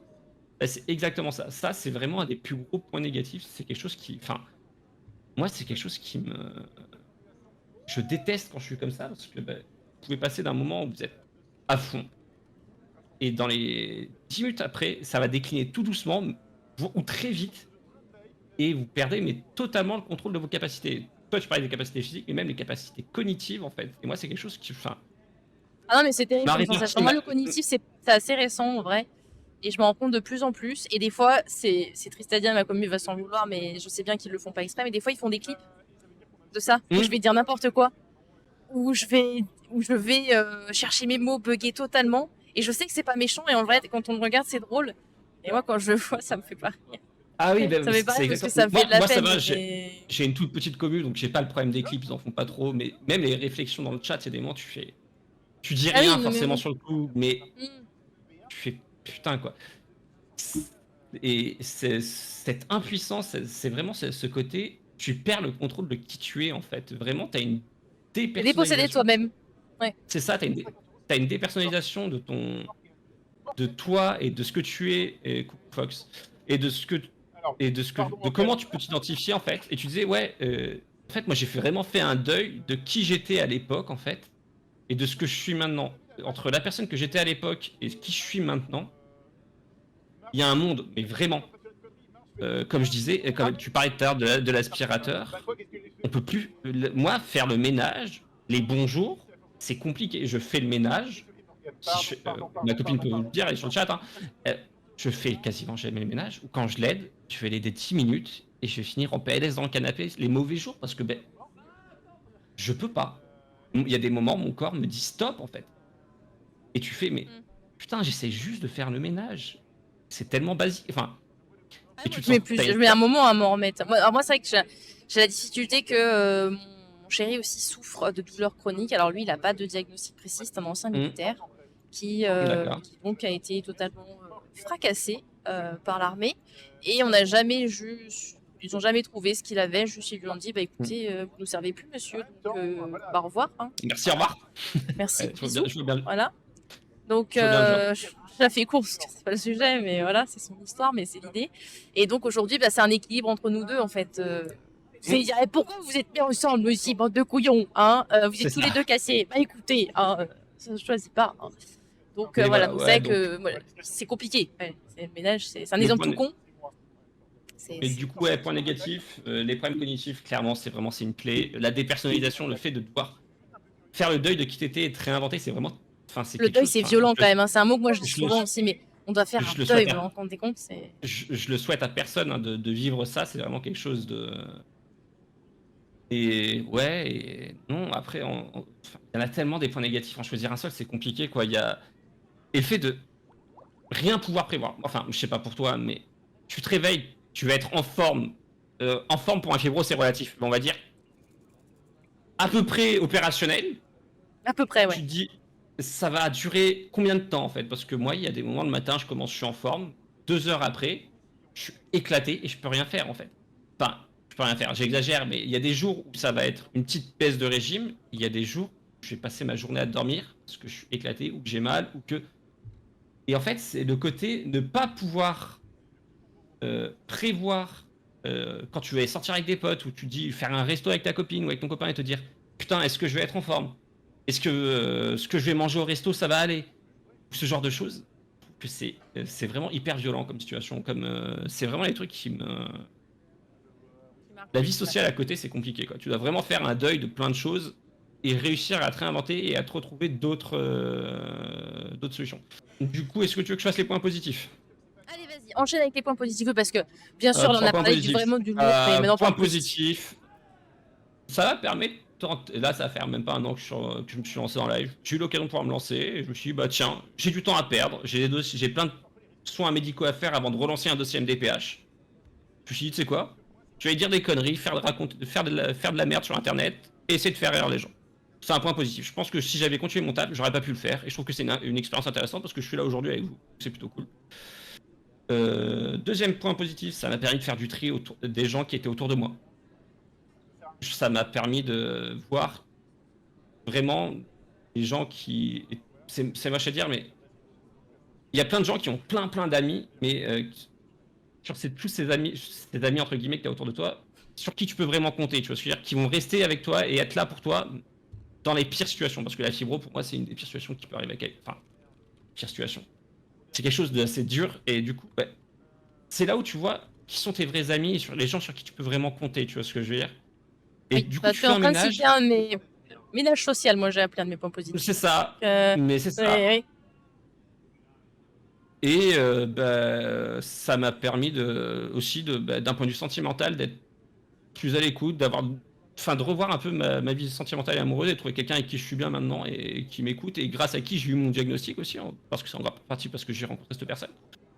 Donc non, ça m'a permis de rencontrer ma copine, donc c'est plutôt pas mal. C'est très beau. Et de relativiser sur un peu les problèmes, tout ça et tout le reste, quoi. Ça te fait mettre en abysse beaucoup de choses et de te dire au final, il y a des problèmes sur lesquels tu pouvais stresser avant et au final, tu fais ça va, tranquille. C'est moche à dire, mais. Et ben, alors en vrai c'est très beau, je trouve, ce qui ressort, parce qu'au final ce que tu as dit c'est exactement ce que j'ai écrit. C'est-à-dire que premier point, j'avais effectivement noté le ménage social, c'est-à-dire fuir tout ce qui est toxicité, démasquer le vrai du faux. C'est un mal pour un bien. Je l'avais mis dans les négatifs, effectivement, parce que perdre des gens, ça fait mal. Mais finalement, c'est un mal pour un bien, parce que si tu n'es pas là dans mon malheur et dans mes échecs, tu n'as pas à être là dans mes moments de joie et de réussite. Donc, le ménage social a été excellent pour moi. Ensuite, c'est ce qu'il disait, nouveau regard sur la vie. Moi, c'est comme ça que je l'ai appelé. La vie, elle est courte, en fait, et en fait, par notre situation, on a dû remettre en cause et repenser tellement de choses qu'on savoure beaucoup plus chaque petit moment, en fait, même les plus simples de bonheur. On voit du bonheur, en fait, dans des trucs que les gens verraient pas, ou qui prêteraient moins attention. On repense les choses différemment, on a un regard différent, on relativise beaucoup plus. Alors, on a pourtant un contexte de vie qui reste très stressant, parce que voilà, c'est, comme il disait, on n'est pas sûr d'être capable d'aller à telle soirée, de faire ceci, de faire cela. Mais on a un regard beaucoup plus positif, finalement. Et le dernier point, lui, il parlait d'avoir créé sa communauté, etc. Alors moi, vous étiez déjà là avant que je sois malade. Mais moi, j'avais noté le côté moi d'abord. C'est-à-dire que je me priorise davantage dans mes choix de vie. Et quand je dis me prioriser, finalement, Twitch en fait partie. C'est-à-dire que j'ai décidé de faire ce qui me faisait du bien. Et ma communauté me fait du bien. Partager des jeux vidéo me fait du bien. Donc, je me choisis. En fait, je me choisis et finalement, je nous choisis. C'est ça l'idée. Et c'est pour ça que je trouve ça très beau cette situation, parce qu'on a exactement les mêmes points positifs. Pas dit exactement pareil, mais ça revient à la même chose. La même chose. Donc c'est excellent. Il nous reste 2 catégories. La première, donc, c'est tout ce qui est traitement, astuces, conseils, etc. Et la seconde, ça va être comment aider les personnes dans votre entourage qui souffrent. Alors, le traitement. Est-ce qu'il y a un traitement? Est-ce qu'on a des astuces ou conseils pour mieux vivre la maladie? Et je peux peut-être commencer si tu veux. Vas-y, je te laisse Vu que commencer. j'ai énuméré plein de choses, peut-être te parler beaucoup aussi, au final, je pense. Alors déjà, est-ce qu'il y a un traitement? Comme vous l'aurez compris, je pense, depuis le début, non, il n'y a pas quelque chose de ce type qui va fonctionner. Des fois, on me dit, mais c'est bon, t'as qu'à prendre un Doliprane. Non, le Doliprane, ça marche pas. Voilà, ça marche pas.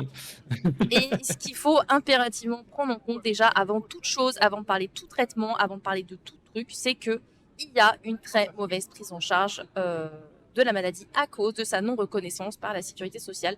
D'où le fait que je suis en colère quand j'entends les propos, enfin que je lis plutôt les propos du ministre de la Santé en décembre 2022 qui nous dit « On ne sait pas d'où ça vient votre truc, donc vous n'êtes pas malade, ce n'est pas une maladie. Et si ce n'est pas une maladie, ça ne peut pas être reconnu, ça n'existe pas. » C'est horrible, sincèrement c'est horrible.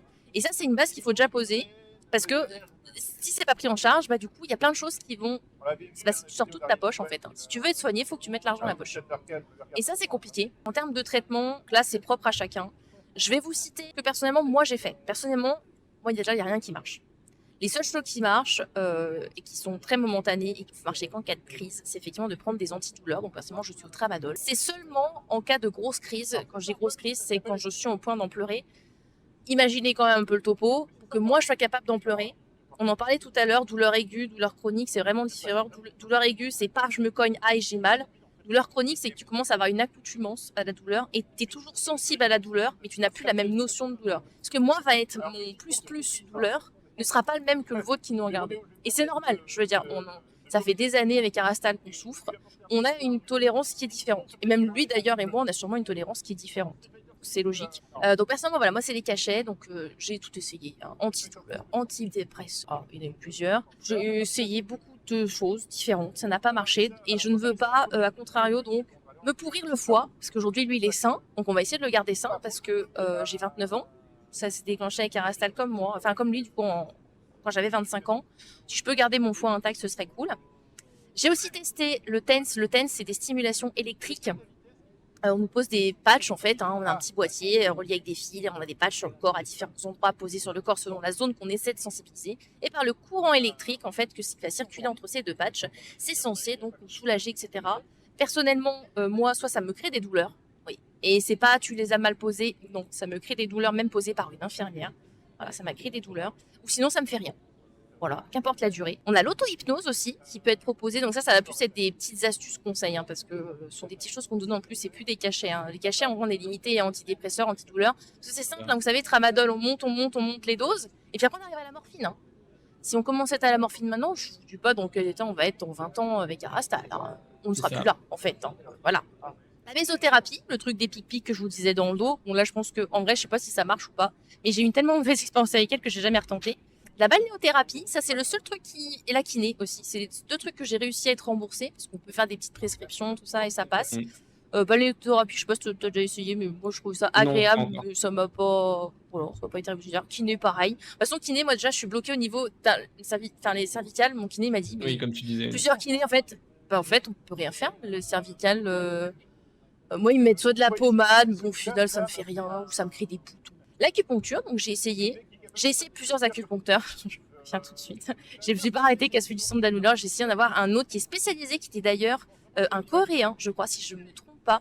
Donc c'est assez ancestral pour lui, hein, dans sa famille, il m'avait expliqué. Et il n'a pas réussi à me soulager. J'ai des semelles orthopédiques qui, ça pour le coup, par contre, m'aident, parce que finalement, j'ai ce qu'on appelle un pied plat. Et en temps normal, ça pourrait ne pas forcément être dérangeant. Hein. Toute personne qui a un pied plat n'a pas forcément une semelle orthopédique. Mais moi, ça peut jouer parce qu'effectivement, par mon pied plat, je peux prendre des positions qui vont donc accentuer les douleurs de la fibromyalgie. Donc, j'ai des semelles. Et la réflexologie, alors ça, c'est quelque chose qui, moi, me fait du bien. Alors, pas tant au niveau des douleurs, mais par contre, au niveau psychologique, c'est vraiment très bien. Mais bon, bah voilà, c'est pas pris en charge. Donc, bah, c'est 50 € la séance. Hein. Donc, voilà. Donc moi, mon conseil par rapport à tout ça, j'ai simplement noté qu'en fait, déjà, il y a une étape qui, je pense, est cruciale pour les douleurs. C'est de ne pas lutter, c'est l'accepter, c'est faire le deuil, comme on parlait tout à l'heure. Voilà, il faut l'accepter. Essayer de voir la maladie un peu comme une alliée. Et là, ça va vous paraître un peu surprenant, mais c'est pas possible. Bah si, regardez peut-être Dr Jekyll et Mr Hyde. Voilà, c'est un peu ça en fait. On a cette double facette et il faut travailler avec elle parce qu'on est liés.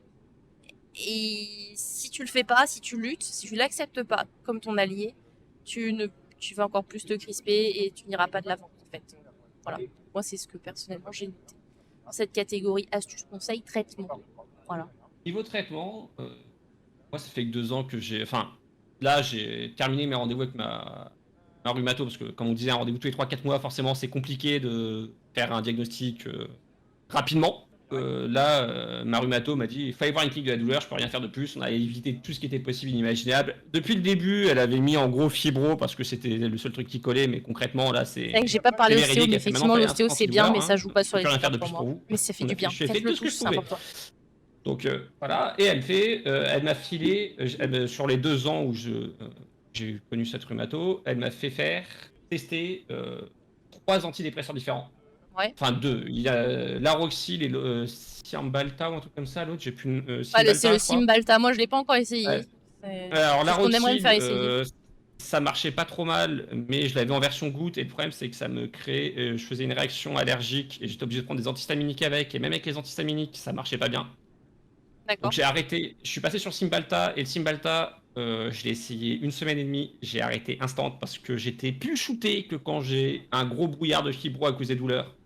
Donc si c'est pour être en mode légume, à rien pouvoir faire, c'est juste pas possible. En sachant que j'étais sur la dose minimale pour m'habituer, qu'il fallait que j'en prenne et que je multiplie la dose par 2 au bout d'un mois. J'ai fait, C'est ça. juste pas possible. Attends, c'était un mois. Moi, ils m'ont fait ça au bout d'une semaine. Au bout d'une semaine, tu passes à 75. Ah ouais, d'accord. Ok. Ouais, bah c'est ça. Au bout d'un mois, vous passez au double. Au bout d'une semaine, je suis déjà éclaté. J'arrive pas à m'y habituer alors que de base, j'ai une bonne résistance à tout ce qui est antidouleur et tout ça. J'ai une accoutumance et une résistance assez rapide. Là, fallait que, au bout d'une semaine, ça marchait toujours pas. Il fallait que je le double. Je fais, non, c'est mort, ça en arrête.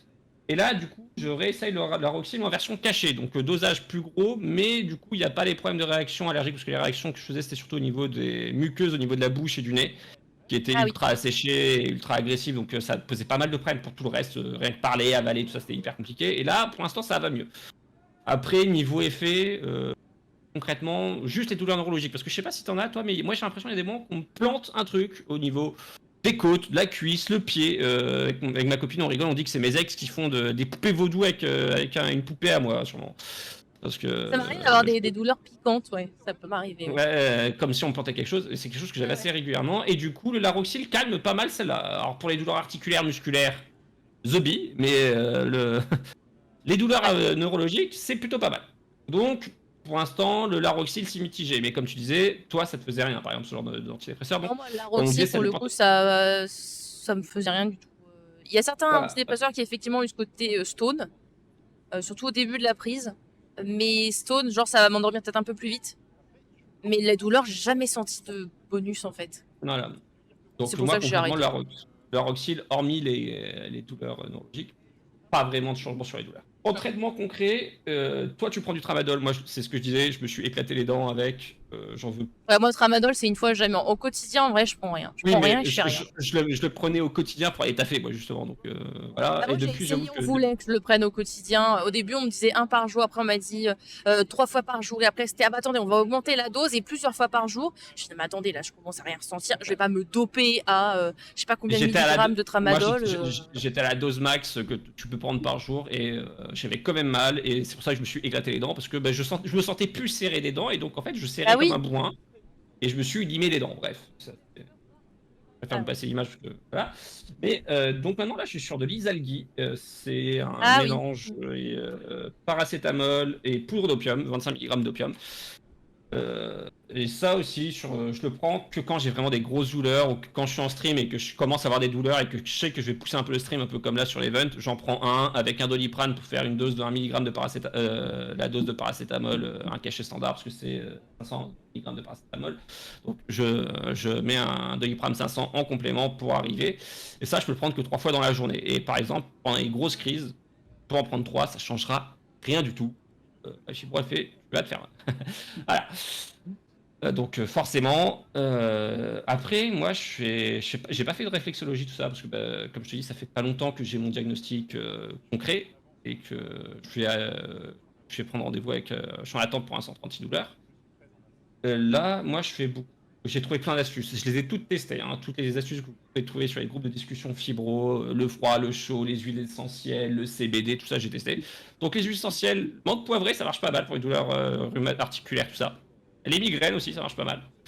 Mais sur des petites douleurs, à petite dose, hein, dès que ça devient trop intense, je pourrais me mettre une baignoire entière d'huile essentielle et baigner dedans. Je pense que ça changerait rien. tout ce qui est pommade, Voltaren, tout ça, pareil, ça marche, mais ça a des limites en fonction de quand on Ouais, est en crise ça ou dépend de pas. la douleur, ouais. C'est ça, de l'intensité. Pour tout ce qui est douleur articulaire, Merci du beaucoup froid, d'avoir ça été marche là. pas mal. J'ai des petits poids. Moi, c'est le chaud, justement, c'est fou. C'est rigolo. Ben en fait, moi c'est mon kiné qui me disait qu'en fait il valait mieux mettre du froid, tout ce qui est articulaire et sur tout ce qui est musculaire plutôt chaud. Ouais, voilà. Ok. Et en fait, les poches de glace que vous achetez, faut pas, c'est de la merde. Les poches de glace que vous allez acheter en pharmacie, c'est de la merde parce que ça va pas, ça va pas s'adapter à la forme de votre corps en fait. Par exemple, les petits pois, il n'y a pas mieux parce qu'en fait, ben, c'est plein de petites billes et du coup, quand vous posez le truc sur quelle que soit la partie de votre corps, les billes vont englober cette partie du corps et donc répartir plus facilement. Ça, c'est ma petite astuce. Ça se tient. Non, mais oui, ça se tient. Moi, c'est vrai que j'ai pas pensé à le dire, mais oui, les huiles essentielles, pardon, effectivement, je m'en sers. J'ai un petit mélange pour les maux de tête. Ça peut aider ou ça n'aide pas, ça dépend. J'en ai un Ça dépend également des gens, que j'ai utilisé tout à l'heure quand je me suis fait fracasser au niveau de l'épée. Donc, il y a un mélange, alors que j'ai pas là en tête, mais c'est très chauffant, en fait. Et Mhm. ça va pas empêcher la douleur à un moment donné, mais ça va empêcher que je me crispe tout de suite et que C'est clairement ça. je marche comme un robot, voire ne pas marcher du tout parce que je suis fracassée. Ça peut avoir un effet comme ça. Bon, là c'était par rapport à des chocs, hein, donc là forcément, voilà. Mhm. Mais sinon, au quotidien, j'ai mal au cervical, je mets ça, pas forcément. Ça peut me faire un peu de bien, mais ça l'éradiquera jamais. Voilà. Non, mais c'est plus une béquille, on va dire. C'est ça, c'est une béquille, en douleur. exactement. C'est quelque chose qui va t'aider à tenir le choc, quoi, à tenir le coup. Parce que, bah, comme tu dis, la douleur, on n'a pas. Enfin, tu disais, moi j'ai tout le temps mal et c'est pareil. Il n'y a pas un moment où j'ai pas mal, en fait. Argile, j'ai pas encore essayé, il faut que j'essaye. Argile, ça? Argile verte? Ouais, l'argile verte, ouais, pour les douleurs. On m'a déjà conseillé ça moi, et j'ai pas essayé. j'utilise c'est pas une pommade, c'est une sorte de cataplasme à base d'argile vert avec des Ouais, c'est huiles ça. essentielles dedans. Et ça marche plutôt mal, plutôt pas mal. Ah ouais? Ah Ouais, ouais. j'essaye ça. Alors, euh, Oui, c'est toujours relatif, mais. voilà, c'est relatif, mais c'est pas trop mal efficace. Non, mais ça, c'est parce que je rappelle que là, tout ce qu'on est en train de citer, hein, les huiles essentielles, etc., ça nous les débourser. Hein. Et si vous n'avez pas Ça, entendu tout à l'heure, Arastal parlait de RSA. Quand on c'est vit ça. avec des minima sociaux, c'est compliqué hein, de se payer des soins. Voilà. Donc, ça, c'est encore une autre problématique qui est un peu à part la fibromyalgie. Mais voilà, ça fait partie aussi de ce cas-là. Moi, en plus, personnellement, je n'ai pas de médecin traitant, parce que personne ne veut de moi. Donc, je n'ai pas côté un médecin qui peut peut-être faire une prescription, je sais pas quoi. Non. Ça. De toute façon, ça se prescrit pas. Non, tout ce qui va être Argel, enfin Argel c'est une marque de pommade à base d'argile et tout ça. C'est à nous de payer et ça coûte cher. Voilà, voilà. Ah ouais, ça coûte très très cher. Pareil pour dormir. Mm. Nous qui passons beaucoup de temps devant les écrans, tout ce qui est mélatonine, la lumière bleue, ça nous flingue la mélatonine, hein, c'est connu. Moi, je prends des cachets de mélatonine le soir pour m'aider à m'endormir. Alors, c'est pas miraculeux. Ouais, pareil. Mais ça m'apporte un certain confort de sommeil. Avant, je me réveille. Ma copine va souvent doit être la nuit. Avant, ça me réveillait à chaque fois. Avec la mélatonine, ça me réveille vachement moins. Donc, il y a. C'est Ouais, pas un vrai sommeil quand même. réparateur, mais il y a quand même une amélioration. Moi, c'est plus pour l'endormissement que ça va aider à redescendre Oui, et ça créer aide un aussi, ouais. sentiment à sécréter l'hormone du D'apaisement, ouais. dodo, quoi. Ouais. C'est Et ça. voilà. Ah, et si, j'ai une autre prescription, je sais pas pour toi, mais moi, on me prescrit pas mal de vitamine D, parce que vu qu'on est des geeks et qu'on passe beaucoup de temps dans nos cavernes comme des petits trolls, bah, la vitamine D, c'est le soleil. Donc, si tu sors pas assez, t'as des carences. Et donc, moi, je me tape régulièrement, par mois, une petite gélule de boost de vitamine D. Alors moi, j'en ai eu une fois en fiole qui était censée durer 3 mois. J'en ai redemandé Ouais. depuis à mon centre de la douleur, puisque c'est la seule personne qui peut aujourd'hui me Ouais. prescrire quelque chose. Et elle n'a pas voulu. Voilà, elle n'a D'accord. pas voulu. Elle connaît pas, donc elle m'a dit voilà, je fais pas. Voilà, tout simplement. Hmm, Donc bon, vous savez que j'avais senti du mieux, notamment pour l'énergie, le sommeil, tout ça, ça m'avait fait c'est du ça. bien. Ça m'a vraiment fait du bien et Et voilà. ça, c'est pas forcément que lié à la fibro. Moi, avec la fibro, il y a une carence connue en vitamine D parce qu'on la fixe moins bien, c'est connu. Mais le côté geek derrière son écran, forcément, aide pas parce que justement, c'est le soleil. Et en tant que petit troll dans notre bureau, pas forcément le Notre soleil. hutte. C'est ça. Et notre dernier point, puis on va être bien niveau timing. Comment est-ce qu'on aide une personne du coup qui souffre de cette maladie? Comment on fait en tant que personne de l'entourage pour gérer ça? Moi, je vais dire une seule chose qui va être un peu développée pour que vous puissiez la comprendre, mais ça va être une phrase très simple. C'est être là avec bienveillance. Qu'est-ce que ça veut dire? Ça veut dire pour moi proposer son aide sans l'imposer, écouter, ne pas juger, essayer de faire passer un bon moment à la personne, voilà, parce qu'en la coupant de sa situation, ça va lui faire du bien. Et accepter sa situation, ne pas, voilà, encore une fois, ne pas la juger. C'est ce qui retient le plus. Pourquoi je vous dis ça? Parce que être malade, en fait, c'est un peu ce que j'ai parlé déjà tout à l'heure, c'est le sentiment d'être seul, souvent. Parce que même si on est entouré, on se sent seul dans la lutte et on se sent seul dans la douleur, en fait. Parce que même si on a quelqu'un, une épaule sur laquelle se poser, etc., cette personne ne vit pas ce qu'on vit, en fait. Et des fois, on se sent seul. On a l'impression qu'on se bat tout seul. Et on se sent aussi coupable, c'est ce que je parlais tout à l'heure. Parce que, et ce qu'a aussi dit Arastal, donc coupable de ne plus être capable. Coupable de ne plus être capable d'aller à une fête d'anniversaire. Coupable de ne plus avoir sa maison aussi rangée et propre qu'autrefois en temps réel. Plein de petits détails en fait. C'est plein de petites pics de culpabilité qu'on va se prendre tout le temps. Un autre exemple, vous voyez, on doit annuler un stream, décaler quelque chose. Voilà, ça fait partie des petites choses qui vont nous mettre des pics de culpabilité. Donc finalement, si vous nous apportez, chez vous qui nous regardez, mais si vous apportez à n'importe qui est malade, je pense d'une manière générale, mais voilà, un maximum de bienveillance avec une personne qui a mal tous les jours, et bah ça fait extrêmement du bien. Vous n'êtes pas un médicament, mais finalement, en vérité, si, ça nous aide. Voilà. Je sais pas si tu as des tips particuliers sur Arastal. Enfin, si, j'ai 2-3 petits trucs à rajouter, moi. Je suis tout à fait, enfin, je suis plutôt d'accord avec tout ce que tu as dit. Après, on a tous une manière de gérer la douleur ou cette situation d'une manière différente. Je sais que moi, enfin, c'est pas que je me renferme à rester dans mon coin, à pas vouloir en parler, mais il y a des moments, il faut aussi leur laisser de la distance, parce que t'as beau avoir mal, oui. C'est pas parce qu'on voit que t'as mal qu'il faut venir te voir en mode ça va, je peux faire quelque chose. C'est pour ça que je disais pas s'imposer, il faut jamais faire ça. C'est ça. On est capable, on est adulte, on n'est pas un enfant, on est capable de s'exprimer en fait. Si on a besoin de quelque chose, on le dira. Enfin, moi personnellement, je le dirai. Je sais que je dois, si j'ai besoin d'aide, mais effectivement, des fois, il faut secouer un peu. Parce que moi, par exemple, c'est vrai que je gère beaucoup toute seule, mais si vraiment je suis au bout de ma vie, je vais demander de l'aide. C'est ça, c'est exactement ça. Après, moi, je vais plutôt dire quelque chose, pas forcément aider les gens, plutôt les aidants, parce que je vois avec ma copine, c'est quelque chose qui est quand même vachement stressant, parce que moi, je sais pas pour toi, mais moi, j'ai pas mal de problèmes de digestion. Les repas, c'est hyper compliqué. Avec la fibro, il y a le syndrome de l'intestin irritable qui va souvent avec. Moi, c'est le cas. Et d'un repas à l'autre, je vais manger quelque chose, ça va passer. Le repas d'après, si je mange la même chose une semaine après, ça ne va pas passer en fait. Parce que justement, il y a le syndrome. Et pendant un moment, j'ai essayé de faire gaffe. On m'a dit, faut pas manger de viande, faut pas manger de sans gluten, faut pas manger ci, faut pas manger ça. J'ai essayé, ça changeait. Pour être honnête, pas grand chose. Au bout d'un moment, j'ai dit fuck. Faut être honnête, je mange ce que je veux, tant pis, j'aurai mal au bide. Et c'est vrai que, comme je dis, il y a certains, je peux pas forcément faire les courses. Il y a des moments, c'est ma copine qui se prend la tête à faire les courses. Et en fait, il y a des moments, je te prends pas la tête, j'aurai mal en fait. Mais c'est pas grave, j'ai l'habitude en fait. Ce que je veux dire, c'est que les aidants, il faut aussi penser à eux parce que c'est quelque chose qui est assez stressant comme situation à vivre tous les jours. Ils nous accompagnent, ils nous aident. Et voir quelqu'un qu'on aime souffrir tous les jours, c'est vachement compliqué en fait. Parce que pour eux, il y a un sentiment d'impuissance qui est assez présent et il y a aussi la question de ça en fait, c'est ce qu'on me disait, je suis impuissante face à ma meilleure amie qui est malade, qu'est-ce que je peux faire pour l'aider en fait? Je me sens impuissante, c'était ça que la question qu'on m'a posée. En fait, le problème c'est qu'il faut trouver... c'est compliqué parce que toi ça te crée un sentiment de culpabilité, l'autre ça lui crée... Comme je disais, on n'est pas des enfants et c'est vrai qu'on n'a pas forcément de se retrouver dans une situation d'infantilisation en mode aidez-moi, tu vois ce que je veux dire, c'est... T'as pas besoin qu'on te tienne par la main ou autre en fait. Je pense qu'il faut réussir à trouver le bon équilibre. Et en fait, pour ton viewer qui a posé la question, je pense que parle-lui-en en fait et demande-lui ce que tu pourrais faire pour le soulager ou l'aider. Faut lui dire clairement que tu veux juste l'aider et l'aider à se sentir mieux parce que toi, tu pas forcément, tu te sens pas bien. C'est un équilibre à trouver selon la personne en face de soi en fait. Après, il faut trouver les mots justes pour la personne en fait. C'est ça qui est compliqué. Hein, faut trouver le bon équilibre et c'est compliqué. Mais faut aussi penser aux aidants parce que c'est quelque chose qui est quand même pas mal stressant pour les gens qui nous entourent, pour les gens qui sont très empathiques.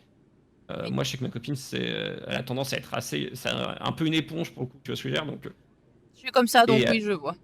Et à mal gérer, donc moi, j'arrive à être une éponge, mais je suis assez rationnel en fait, donc j'arrive à rationaliser les émotions et à les mettre de côté comme il faut en fait.